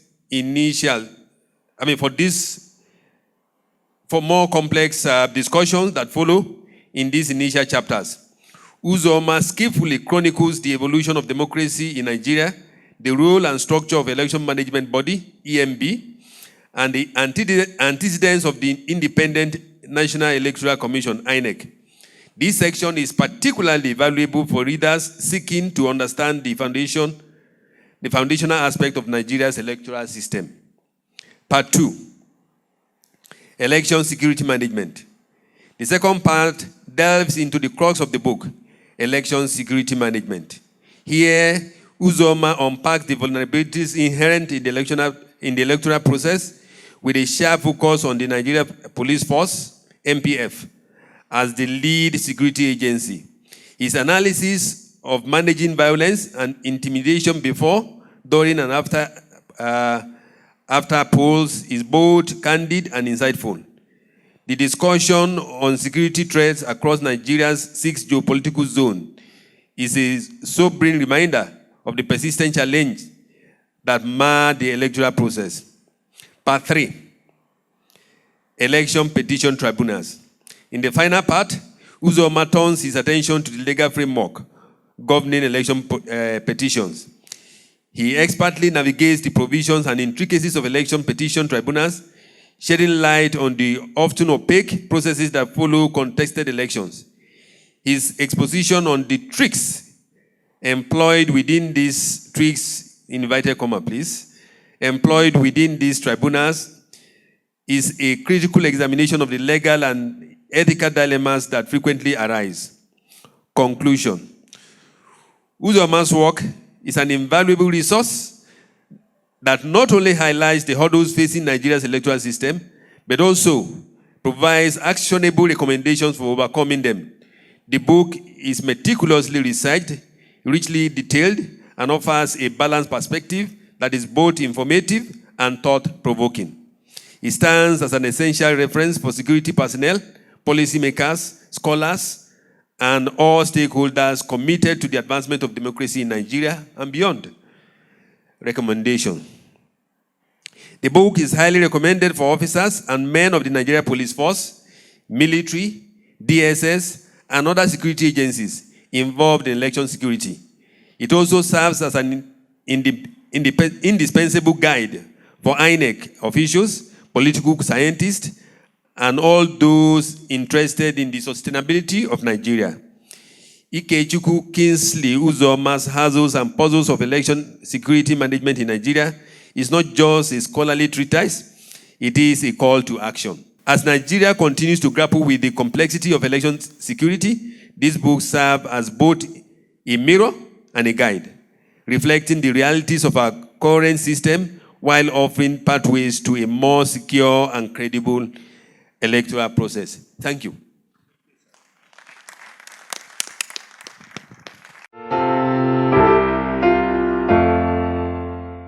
Thank you so much.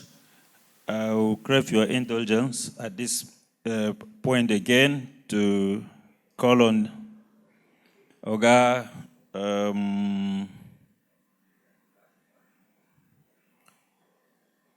Mr. Olanipekun Olukoede, happily represented by our brother here, Wilson Owajerem. You can see from his humble nature, you can see from how silent he has been, that you cannot escape his eyes, because the eagle eyes they have in EFCC is enough to x-ray our pockets. You're welcome, sir. Road safety, I've not forgotten you. Thank you, sir. Good afternoon, ladies and gentlemen. Please permit me to stand on the already established protocol. I bring us greetings from the Executive Chairman of the EFCC, Mr. Ola Olukoyede. He actually drafted me here to represent him because he's held back by other engagement. He is supposed to be a discussant on the issue of vote buying, so I don't have a prepared presentation to make for him. I will simply use a few minutes to speak to that issue. As the moderator rightly introduced, my name is Wixon Ujaren. I'm the Director of Public Affairs of the EFCC. We're all aware that free and fair election is essential for sustainable development and security. If we look across the world, where we have post-election crisis all over the world, the reason for that is because of issues of elections that are not judged to be free and fair. I'm sure some of us have seen the situation in Venezuela, for instance, where since they held their presidential election, there has been no peace. And that is because the election process that produced the incumbent, that re-elected the incumbent, is being challenged. And in our own country, we may not have had the kind of crisis that we have currently in Venezuela, but I can imagine the quantum of resources that political actors in our nation spend in litigation post-election across all the major political parties. And the reason that we have this kind of situation in terms of resources going into litigation matters post-election is because the electoral process is not adjudged to be totally free and fair, regardless of what the judiciary have said in terms of judgment coming from the various courts. So we have, I believe that one of the issues that is actually responsible for the lack of fairness in our electoral process is that the process leading to some of these elections are manipulated, and one of the ways in which they are manipulated is through voter inducement. And this inducement starts right from the political parties themselves, through the process of party convention to the election itself. And the EFCC, being the commission that is set up by law to enforce all economic and financial crimes laws in the country, our commission believes that we have a mandate to assist Nigeria fight the issue of financial crimes, especially as it relates to vote buying in Nigeria.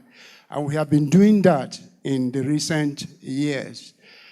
And what we have found in terms of monitoring elections in Nigeria is that if you look at the election day, you find out Vero tactics which political actors use in inducing voters during an election. Some of them give out raw cash. They also sometimes give out material gifts to induce voters. I believe that they do this because they are cashing on the poverty of the electorate. People, for instance, who cannot actually provide for their daily means of sustenance, if they go to vote and somebody gives them 5,000, 3,000, 4,000, they are willing to accept and then vote for people who ordinarily they will not vote for. But this also has implication, because once you sell your vote, you are helping to elect somebody who ordinarily may not be elected. And you cannot afterward now start querying the process or lamenting, because the man who has paid you to get your vote has invested, and once he gets into office, we want to also recoup his investment.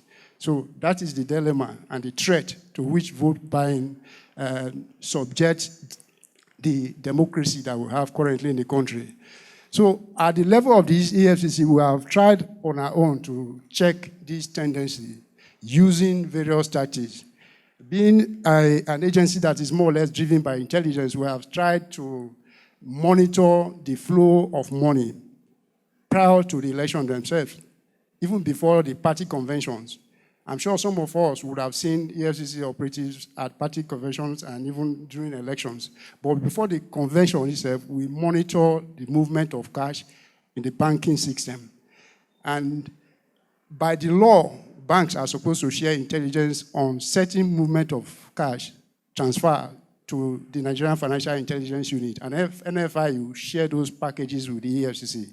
But Nigeria is such a difficult country that politicians go to several extents. A lot of, they also find a way to get banks not to comply with the law when it comes to disclosure of suspicious transactions. And that for us is a challenge in enforcing voter inducement prior to election. But on the election day, we have made a number of arrests in terms of people giving out money to people who come to vote. But the challenge in regarding to that is that when it comes to enforcement of the law after making an arrest, there is also a challenge because the INEC is supposed to enforce the Electoral Act. When we make arrests and it comes to prosecution in court, the power that the EFCC exercises is done using the fiat of INEC. And some lawyers have also come to court to challenge that power, that EFCC does not have the power to even prosecute until we got the fiat from INEC to prosecute. Apart from prosecution of those small fries, members of the public also challenge the commission that even those people that we arrest at the police station are not the main actors, that those who move the big cash, you don't go after them. But how do you get them? You also need intelligence from members of the public to identify those people. Because the money they share sometimes do not go through the financial system. They move cash, and those cash movements are difficult to trace if you don't have the resources to do so. EFCC does not have presence in all states of the Federation. So we rely on citizens to also share those intelligence with us. And without doing that, we cannot completely eradicate vote buying. Those are some of the challenges that we find on the field in terms of enforcing the law regarding vote buying. But must we say, because we have challenge, we have to allow it to continue? The answer is no. We have a responsibility to check it. And the only way we can check vote buying is to use an all-of-society approach in doing that. Using an all-society approach means that we all have to get involved in checkmating vote buying. And the only solution, I think, that will work for us is to educate Nigerians that it does not pay us to sell our votes. Because once you sell your vote, you are mortgaging your future. You can't sell your vote today and complain tomorrow that you have bad leadership. So, and we need to consciously educate the people about this. No amount of law enforcement would stop vote buying if people continue to sell their votes. The woman in the village, the man in the city, all have a responsibility to vote conscientiously and not mortgage their future by voting the wrong party.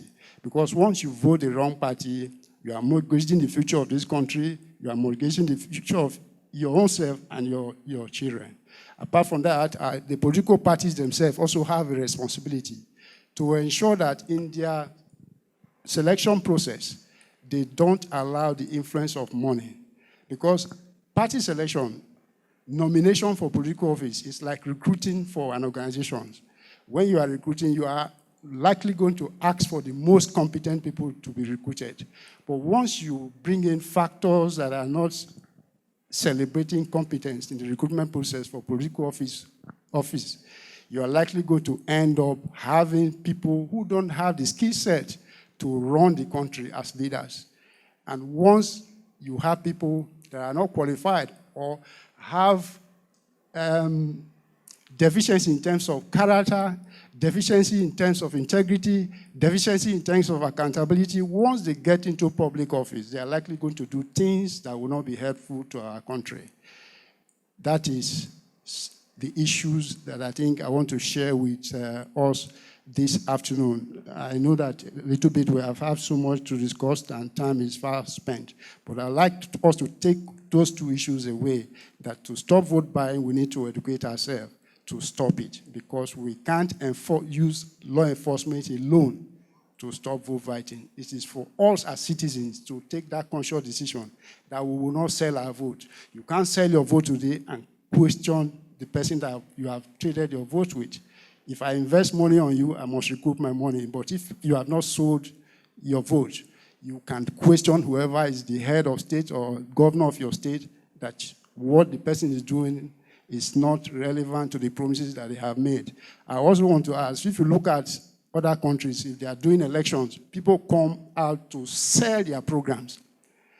The British election was held recently, and I didn't see anybody giving rice or giving money to anybody. They went out to campaign on issues.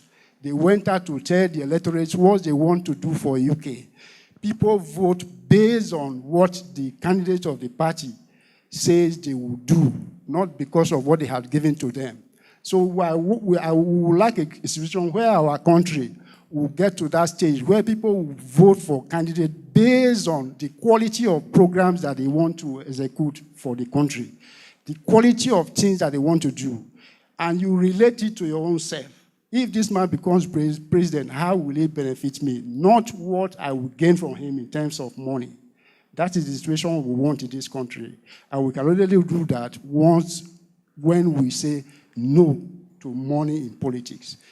Or if we continue to celebrate the use of money in political campaigns in Nigeria, we will continue to get the wrong leadership. Because those people who will actually make the kind of progress we need in this country may not have the resources to even stand for election. Because the cost of electioneering in this country is actually prohibitive, because money, that, like they say, talks in politics. But that should not be the portion in this country. Thank you. Thank you so much, my brother. I can hear you say no more sharing of rice, no more sharing of salt before election, no more. You know, these days that I see people talking about palliative. Politicians are hiding under palliatives now to campaign. I pray we stop that. When Professor Okoro asked a question on ideology, I paid attention to hear the explanation. And it was fine, but it did not satisfy me enough, because the ideology is what is completely lost in our election processes. And that is why we use palliative in forms of salt and what have you to go through it. Please, can you welcome Uju Agoma online for us? He will be taking us on inmates voting rights, diaspora voting rights, and security personnel inclusiveness. We want to see a situation where those in, these inmates, I want to believe they are those in correctional service centers and those in diaspora, how do they vote? Most times, officers and men and all the security agencies are not given the opportunity to vote. They are just observing. They have a mind of their own. They have a choice, but they don't have that right. So, Uju, I'm sorry I was referring to you as a man. You're welcome. I understand the fact that we don't have too much time, so I would say that I rest all the protocols, but I do acknowledge the presence of the Deputy Inspector General of Police retired and all of the distinguished representatives of the various agencies there. So please do receive my warmest regards. And again, to commend really this topic. It is so important that we are discussing what we are discussing. So before I speak, I just want to plead with all of us that this should not be the last head of this. We must, as a matter of fact, look at this in a very integrated manner. It must be sustained. The issue of security in terms of elections is so key. Now, you can understand that in terms of what I want to speak on, I already have a written speech. I have a Word document, which I have also sent to Kingsley, Dr. Zoma. But it's to say that when you talk about these three issues that I'm talking about here, in terms of those who are vulnerable, those who are in places of detention, those who are in different parts of the world, those who are security agencies, you will notice that underlining this is to say that underlining the point I'm talking about is about inclusivity. So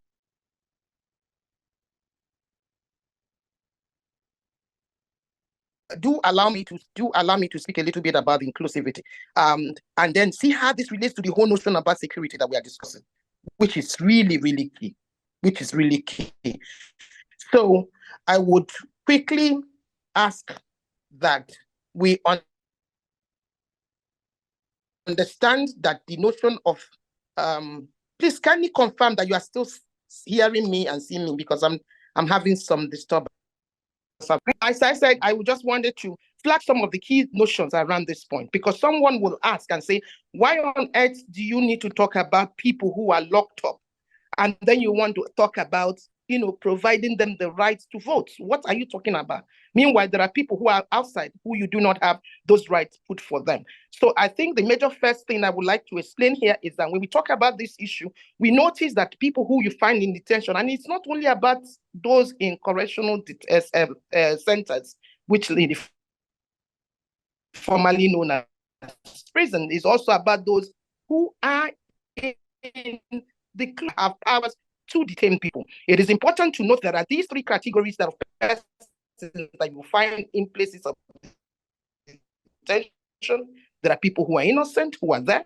There are people who, of course, have committed offenses, but they are minor offenders, offenses that they are not supposed to be locked up. And of course, there are people who are offenders, as it were. But as you know, that the notion of being involved in elections and vote is a notion of expressing your rights to be able to be part of that inclusive society. So, and there are countries that have done this, yeah? There are countries that have been able to look at this particular issue, and it's not just about talking about this in terms of Nigeria. It is also on the same level that I would speak in terms of when you talk about, say, people who are in the diaspora. They are still part of you. Yes, there are maybe logistic issues around it, but we need to be able to look at this. So in terms of my presentation, which I have submitted, the first thing I said here was ensuring inclusivity in voting is not just about expanding participation. It is about securing integrity of the election and the broader democratic process. By including all eligible voters, election authorities can contribute to a more stable, now listen, these are the important words, to a more stable, to a more legitimate, or rather, if there's anything like that, to a more stable, legitimate, and peaceful electoral. Let me just, what I think that the best thing around this is to say that once we look at these rights, whether they coming about those who you put in custody, who, of course, we know that the law says that they should be deemed innocent until proven otherwise, or whether you're talking about it in terms of citizens in the diaspora because they are part of the society, or whether you are talking about logistics being made available for security personnel to vote, that this is all about inclusion. The other thing I did in the paper was to look at the relationship between having an inclusive election voting and how that contributes to election security. I talked about building trust and legitimacy. I talked about preventing disenfranchisement and marginalization. I talked about enhancing data and security infrastructure. I also spoke about promoting civic engagement and responsibilities. Then I wound up by giving some few recommendations. Now, part of that recommendations that you will see in the paper is the fact that it is important to look at the legislative reform that needs to happen here. It is important to look at public awareness. It is important to look at how technology can help us. And I've listened to some of that comment made. It is important to see how you can engage the mass of the civil society to be able to provide the support that is necessary. It is also important to strengthen the process in whatever form that is necessary. Let me say this. Election is the most important activity that every citizen of every nation should be involved in, both in terms of being part of the election, but also in terms of promoting the integrity. The reason is that when there is a flawed process, it affects even the governance. People won't believe in that process, people won't engage, and before you know it, it will be so counterproductive. Let me end here because of time, but again to say, just like I started, this should not be a conversation that will end today. Certainly not to end both via our online talk and also in that room. And as I've already discussed with Kingsley Ikechukwu, PhD, the point here is that as the people who you have in the room, we need to see how we can continue this dialogue, continue the participation. It is good time to start, but it is a time to sustain in and out of election season. Thank you all. And I do know that each and every one of us and the institutions that we represent have something to bring to the table and have something to strengthen this process. Again, thank you. And thank you for giving me the time. Thank you so much. Thank you so much. We appreciate you, Madam, for your insight into the areas that you are thinking of, and we thank you for bringing them to fore. The documents that you've sent to Dr. Kingsley will be shared to those that have registered with us today, so that everybody will have a record of what you have presented. We will discuss it in a different session, all of us. Thank you so much. We appreciate you. Please, for thank you very much. Thank you. Thank you. For want of time, I would love you to project Professor Joan to speak for 2 minutes. For 2 minutes? Yes. Sorry, Joan, bear with us. Time is fast gone. So just summarize what you want. We'll make your paper available. Thank you. Thank you. Thank you very much, everyone. And I want to say a special thank you to Uzoma and team. And I must confess, all the presenters before me have done marvelously well. I learned so much from the DSS guy and other people, and I want to say thank you. Basically, my paper is on the burden that stakeholders have in terms of electoral security. And I don't know if they're projecting it, but if not, you can get the paper later. It's still an ongoing paper. So what I'm trying to say in essence is I'm not going to repeat the causes of violence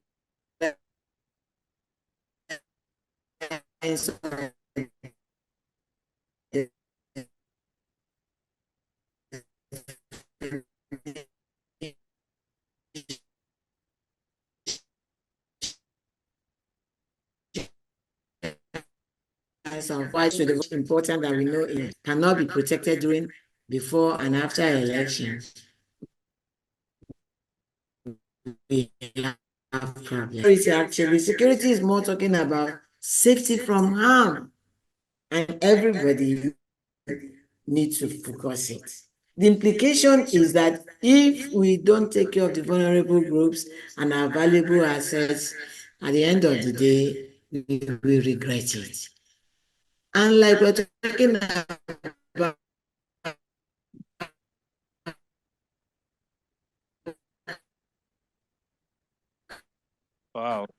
credibility of so continue to be a problem. So like my paper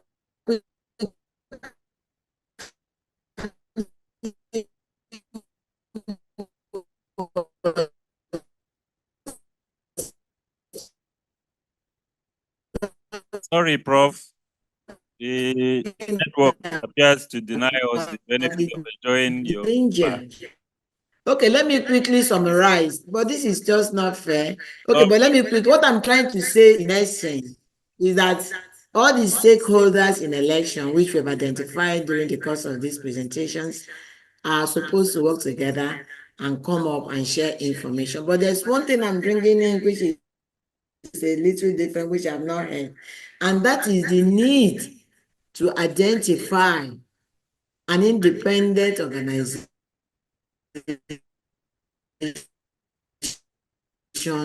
to monitor itself. Much of what we are doing in the election is monitoring voters, monitoring politicians. There is very little done in monitoring security officers themselves. So the compromise and the challenges they face must be addressed before election. And then if during the election, there are issues to indicate that these things were not done according to the electoral laws, it is important that they be picked up or they be made to answer the queries concerning their activities. So I'm not, because of shortness of time, my paper is there, you can look at it. So I've been able to establish the relevance of prosecution of effective elections, free and fair and credible elections. But the most important thing is that the challenges that security faces before and during elections must be tackled. We can't sweep them under the carpet on the ground that, well, there's nothing we can do about it. We still can do something, and I'm hoping, joining my voice to that of Uju, that we need to continue to have this conversation and identify areas to improve upon so that we can begin to have elections that can give us what we are looking for, and that's good leaders. Thank you. Thank you so much, Prof. We appreciate your presentation, though brief, but very insightful. Thank you because you pointed us that the security agencies need to also be checked by eagle eye. And I'm sure whistleblowers among us here have heard that you've assigned us a new assignment. Thank you so much. We'll continue the discussion as suggested, because that is what JustTech and UNILAC Consult stand for. Thank you so much. We appreciate. You're welcome. Thank you very much for having me. While unveiling the book should go on, and as we are unveiling the book because of time and the fact that light may soon not be in our favor, I want to call on Chief Michael Ugoji to help me stand in as the chief launcher, while my brother and namesake, Chief Emmanuel Obasi, who is here, you know, you can't do without me. Please stand and launch this book for us. Unveiled it quickly. Thank you for being here. Chief Emmanuel Obasi is here. He is a banker, a businessman, a politician, and I'm happy he's here because he is among those that know how to plan politics and how to provide security for it. You're welcome, sir. Thank you. While they are arranging, I will call on my brother, the road safety. You know, as they walk like this, they look where they go so that they no go stop me. Thank you so much. Sir, permit me to align myself with already existing protocol. My name is Ibrahim Abubakar. I'm a co-commander representing my co-guard, that is the co-marshal of Federal Safety Corps, Malen Shehu Muhammad, who is unavoidably absent here. Many things has been said concerning the election security. And as a member of that access, that is the Federal Safety Corps, we have a vital role to play, especially before, during, and after the election, whenever that process has been started. In Federal Safety Commission, we have been saddled with responsibility of certifying no any other elections that will take place without the movement of vehicle from one point to another, either in conveyance, the sensitive materials of the election, or maybe even the polling clerks and other people that have been attached with the elections. So we have been settled with that responsibility to certify them and make them roadworthiness before they convey those materials to their final destination. That ones we have been doing in conjunction with the other security agencies. We also partake in election security, in the provisions at each and every polling point that we find ourselves available. So also, even after the elections, it is our own role now to provide our ambulance services for any emergencies, either for the electorates or for the staff attached in the INEC and any other person during the election. Even during, and after if there is any violence, those affected victims can easily be transported to the Vero's clinic in order to have very good and to have a medical attention from the medical expert. These are part of those things that have been done, and we are always clinching ourselves with and providing better intelligence to the respective agencies whenever it comes into our own disposal. This is what I have done. At this end, I would like to also wish and thank the organizers of this symposium for timing it fit to extend the invitation to Federal Safety Commission. And we are always ever ready to synergize and also partake in any further events they may wish to. Thank you very much.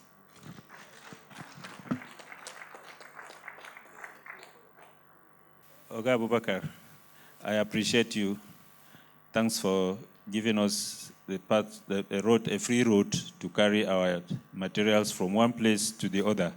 After this, I'm sure I'm going to have a constituency to contest election, but I will not tell you which position I'm contesting. Thank you so much. Please, where's Chief Obasi? Beg, you and Oga, make you go up. Aja, join them. My two profs, join them. Abeg, my project, make you join them. I have seen a lot of, where is Oga Petrus? Abeg, come up, sir.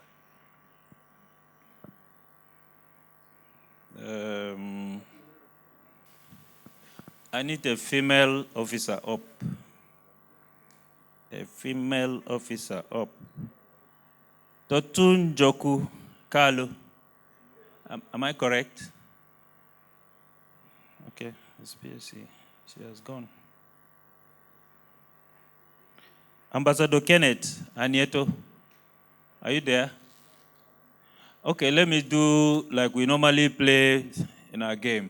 Tinini tanana biko biko. Okay, you are covering your face. Thank you. Come to the high table.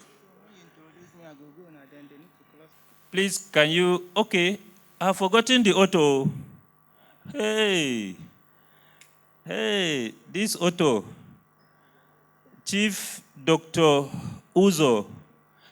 Uzoma Kingsley is the author of the book. Make you stand in the center, but not stand close to your papa. No, stand close to your papa.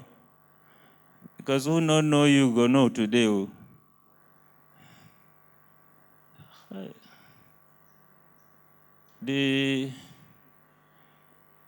Okay.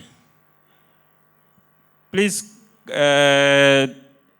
Chief Michael Ugochi, can you unveil the book and give them a copy for picture purpose?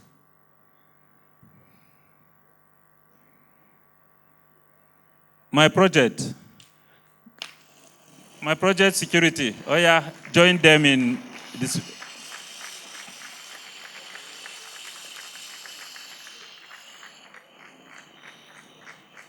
I'm sure the book launchers may have one or two comments to make. Let me quickly go up. SP, sorry for not recognizing your presence. Abang, thank you so much. You know, Abang, my name is, do I tell you? Yes, but my grandfather, my great-grandfather, no, he's not Abang, but Mbang. Mbang. Yes, that's, instead of A, is N. Yes, thank you so much. I appreciate you. Hello. Can we please clap for Chief Ugoji? He's offering 10 copies of this book to each of the security organizations that came for this program today.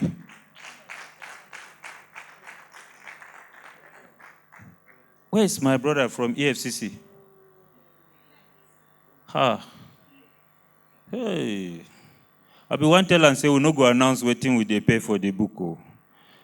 Because in talk say na bankers where they do like this. I be one tell and say we professional bankers go help them with they here. And I don't know say go run. Hey. 10 copies is going to FCT command. That's FCT command. 10 copies will be going to FCT command. And then 50 copies will be going to 2 zones in Southeast. The 50, that's zone 9 and zone 13. Thank you so much, sir. We appreciate you. Thank you. So representative of the command should pick the copies for the command. Okay, good afternoon, ladies and gentlemen. My name is Dr. Emmanuel Obasi, and I'll be standing in for His Excellency Dr. Ojuzo Carlo, who is unavoidably absent. I've been sitting down here. I had listened to a couple of speakers, the book reviewers, the presentation from the security agents. One thing, having worked closely with the security agents, especially Nigerian police force, there's one area that I would like to talk about, which is the funding of the security agents during election. The pre and the post aspect of elections are very critical, especially in election management. Where security agents are being denied funding during election makes them vulnerable and creates an opening for political parties to infiltrate them and begin to dictate and begin to buy over the activities of security agents, and it makes election monitoring very difficult. Having said that, I want to, on behalf of His Excellency, support this book launch here. We'll be buying 5 copies with the sum of 250,000 naira. Thank you.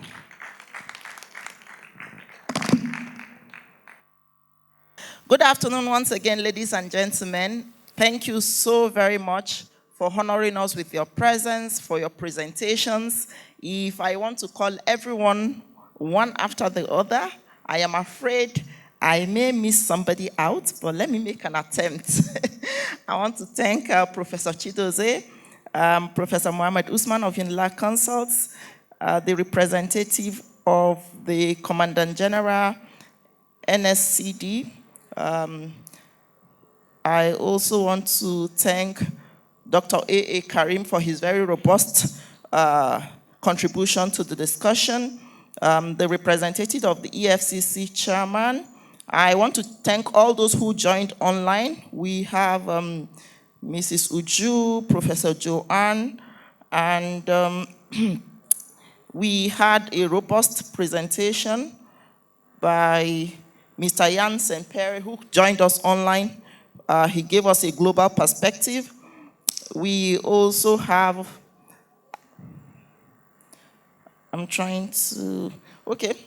that's how far I can go right now.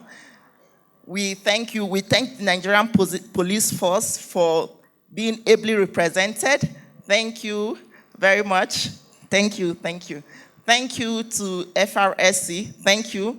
Thank you to all of you for contributing to this conversation. I want to call on the author, Dr. Ikechukwu. I want to thank the chief launchers.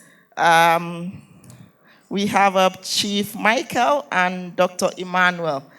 Where is Dr. Ikechukwu? Okay, thank you so much to Mrs. Vera Edin of the ICPC for ably representing your boss. We apologize for now just recognizing your presence. If you're here, kindly stand up to be recognized. Thank you so much. We appreciate your being here. Please come up 1 minute. Tell us what you think about the topic. I know you're ready. Okay, I wish to stand on the already established protocol. The EFCC guy has already said everything, but I just have an observation to make, and then to also congratulate the author of the book. What I want to observe is such a beautiful lecture and program. I think it would have been very necessary to invite even the INEC officials to be here, because they have a lot to take back and then to work on, because we are talking about elections here. So they should be able to work on all those challenges and problems we face out there. Because ICPC, for one, we face a lot of challenges. Because even yesterday, like one of us said here, we had a meeting and we actually bared out our minds about those challenges. When we go out in the field, we experience a different thing. But when we come here, we sit down and deliberate and say beautiful things. But what we see out in the field is different ball game. So it's good to have INEC persons in such gatherings so that they'll be able to take home, at least correct some of those observations and what we've already discussed here. So I think it's a good one, and I pray that we, just like the other speakers have said, it's good for us to keep up such discussions and programs. Thank you. Thank you very much. A round of applause for her. My gratitude list will be incomplete without thanking Dr. Habakkuk for his very warm hosting of this event. Thank you, thank you, thank you. And you must agree that we make a very warm team. So we look forward to your invites to compare your events and also to train your staff. We do capacity building. We look forward to collaborating with you. Like Dr. A.A. Karim said, this is a space to network, to collaborate, and we look forward to further collaborations with the work that we do, myself and Dr. Habakkuk, and also Unilag Consults. And of course, my gratitude list will be incomplete without saying a big thank you to Dr. Ikechukwu. And please recommend this book to every stakeholder you know. Of course, every Nigerian, every citizen of the world is a stakeholder when we talk about election security. Thank you so very much, and God bless. Thank you, the wonderful Ajia speaker, rapporteur, MC, and you and Dr. Habakkuk. You've been very wonderful. Mr. Chairman and Convener, permit me to observe the already established salutation protocol. I'm well overwhelmed of this gathering, especially with all the security agencies represented. Although this event would have been 2 days, but because of exceedances and things aligned with the protests and other national assignments, especially the Edo election, and INEC couldn't make it here today, and we couldn't afford change or adjustment of dates. The CDS, Chief of Defense Staff, regrets not to be here today. Honestly, he accepted over a month ago, and he wanted to come himself, not to send a representative, just like the chairman of the Police Service Commission did. Okay, so, but I personally appealed that is held this day, then subsequent events will consider more and all that. So I must appreciate all of you, especially my good brother and mentor, Dr. Karmi from the DSS, for his presentation, and the patients, the DSS, the EFCC, ICPC. We discovered something very unique to them, with them, the Federal Road Safety. You see that they are very calm. They observe. They started the event with us, and they are ending the event with us. So that is to show you how concerned they are on the project Nigeria. Of course, like we said and other speakers highlighted, the police are the lead agency on election security matters. So that is why the FCT deem it fit to send to make sure that they are well represented here. And you know our women, they don't like violence. They are for peace. So that is why they are very careful in making sure that we have more number of women. A round of applause for them, please. While the men are outside there, not that these are the only police that came. We have about 15 operational officers outside both the AOD. So, and we thank the chief launcher, Chief Michael Ugoji, for his charitable heart to make sure that the security agencies, that they have copies of this book. And especially our Igbo people will say charity begins at home. He's very kind enough to dispatch copies to the two zonal commands that we have in the southeast. And on this note, I will not forget from thanking our partners from Prawa to Master Hub Coaching Hub, the Mosecon Consulting Group, where we have Dr. Ian St. Perry. Then, of course, Chrisland University and my project, Institute of Security and Strategic Studies, which we have the DG here also present. We've done a lot. And at Unilag Consult, Unilag is very concerned about we getting it right on matters of election, security management, and compliance, because the missing link is actually the compliance in terms of the personnel and the interagency synergy. And again, that takes us back to the presentation of the DSS in terms of intel sharing. Then I must honestly thank the MD Unilag Consult, Professor Mohammed Awalu. Honestly, I was just telling the MC, I said, no.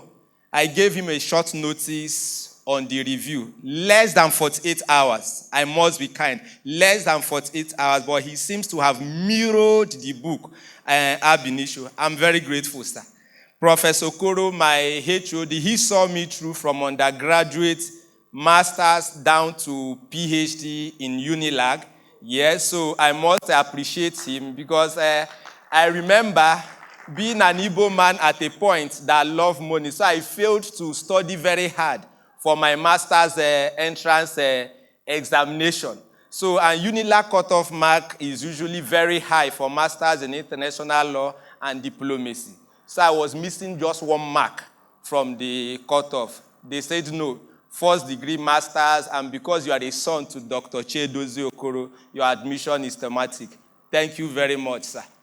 So I thank you all for your time, because time, like the earlier, the keynote speaker, the chairman, Police Service Commission, DIG Hashim Arugung said, time is something you cannot measure, but you can only observe. We have observed that time to this point, and I must thank the media, my sister, all of you present, my friends, well-wishers. I appreciate you all for honoring me with your presence. And above all, our own distinguished DIG, Habila Joshak, who is the chairman of Joshtech Security and Safety Consult and the lead convener of this program.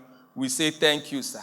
One thing very unique about him is that in the history of the Nigerian Police Force, especially the Department of Operations, nobody has been very distinguished more than his humble self. We thank you very much, sir. And Dr. Habakuk, I cannot thank you enough. Our media team, the partners from Prawa, we thank you, and I say God would grant you all journey mercy as we depart in peace. Thank you, and thank you.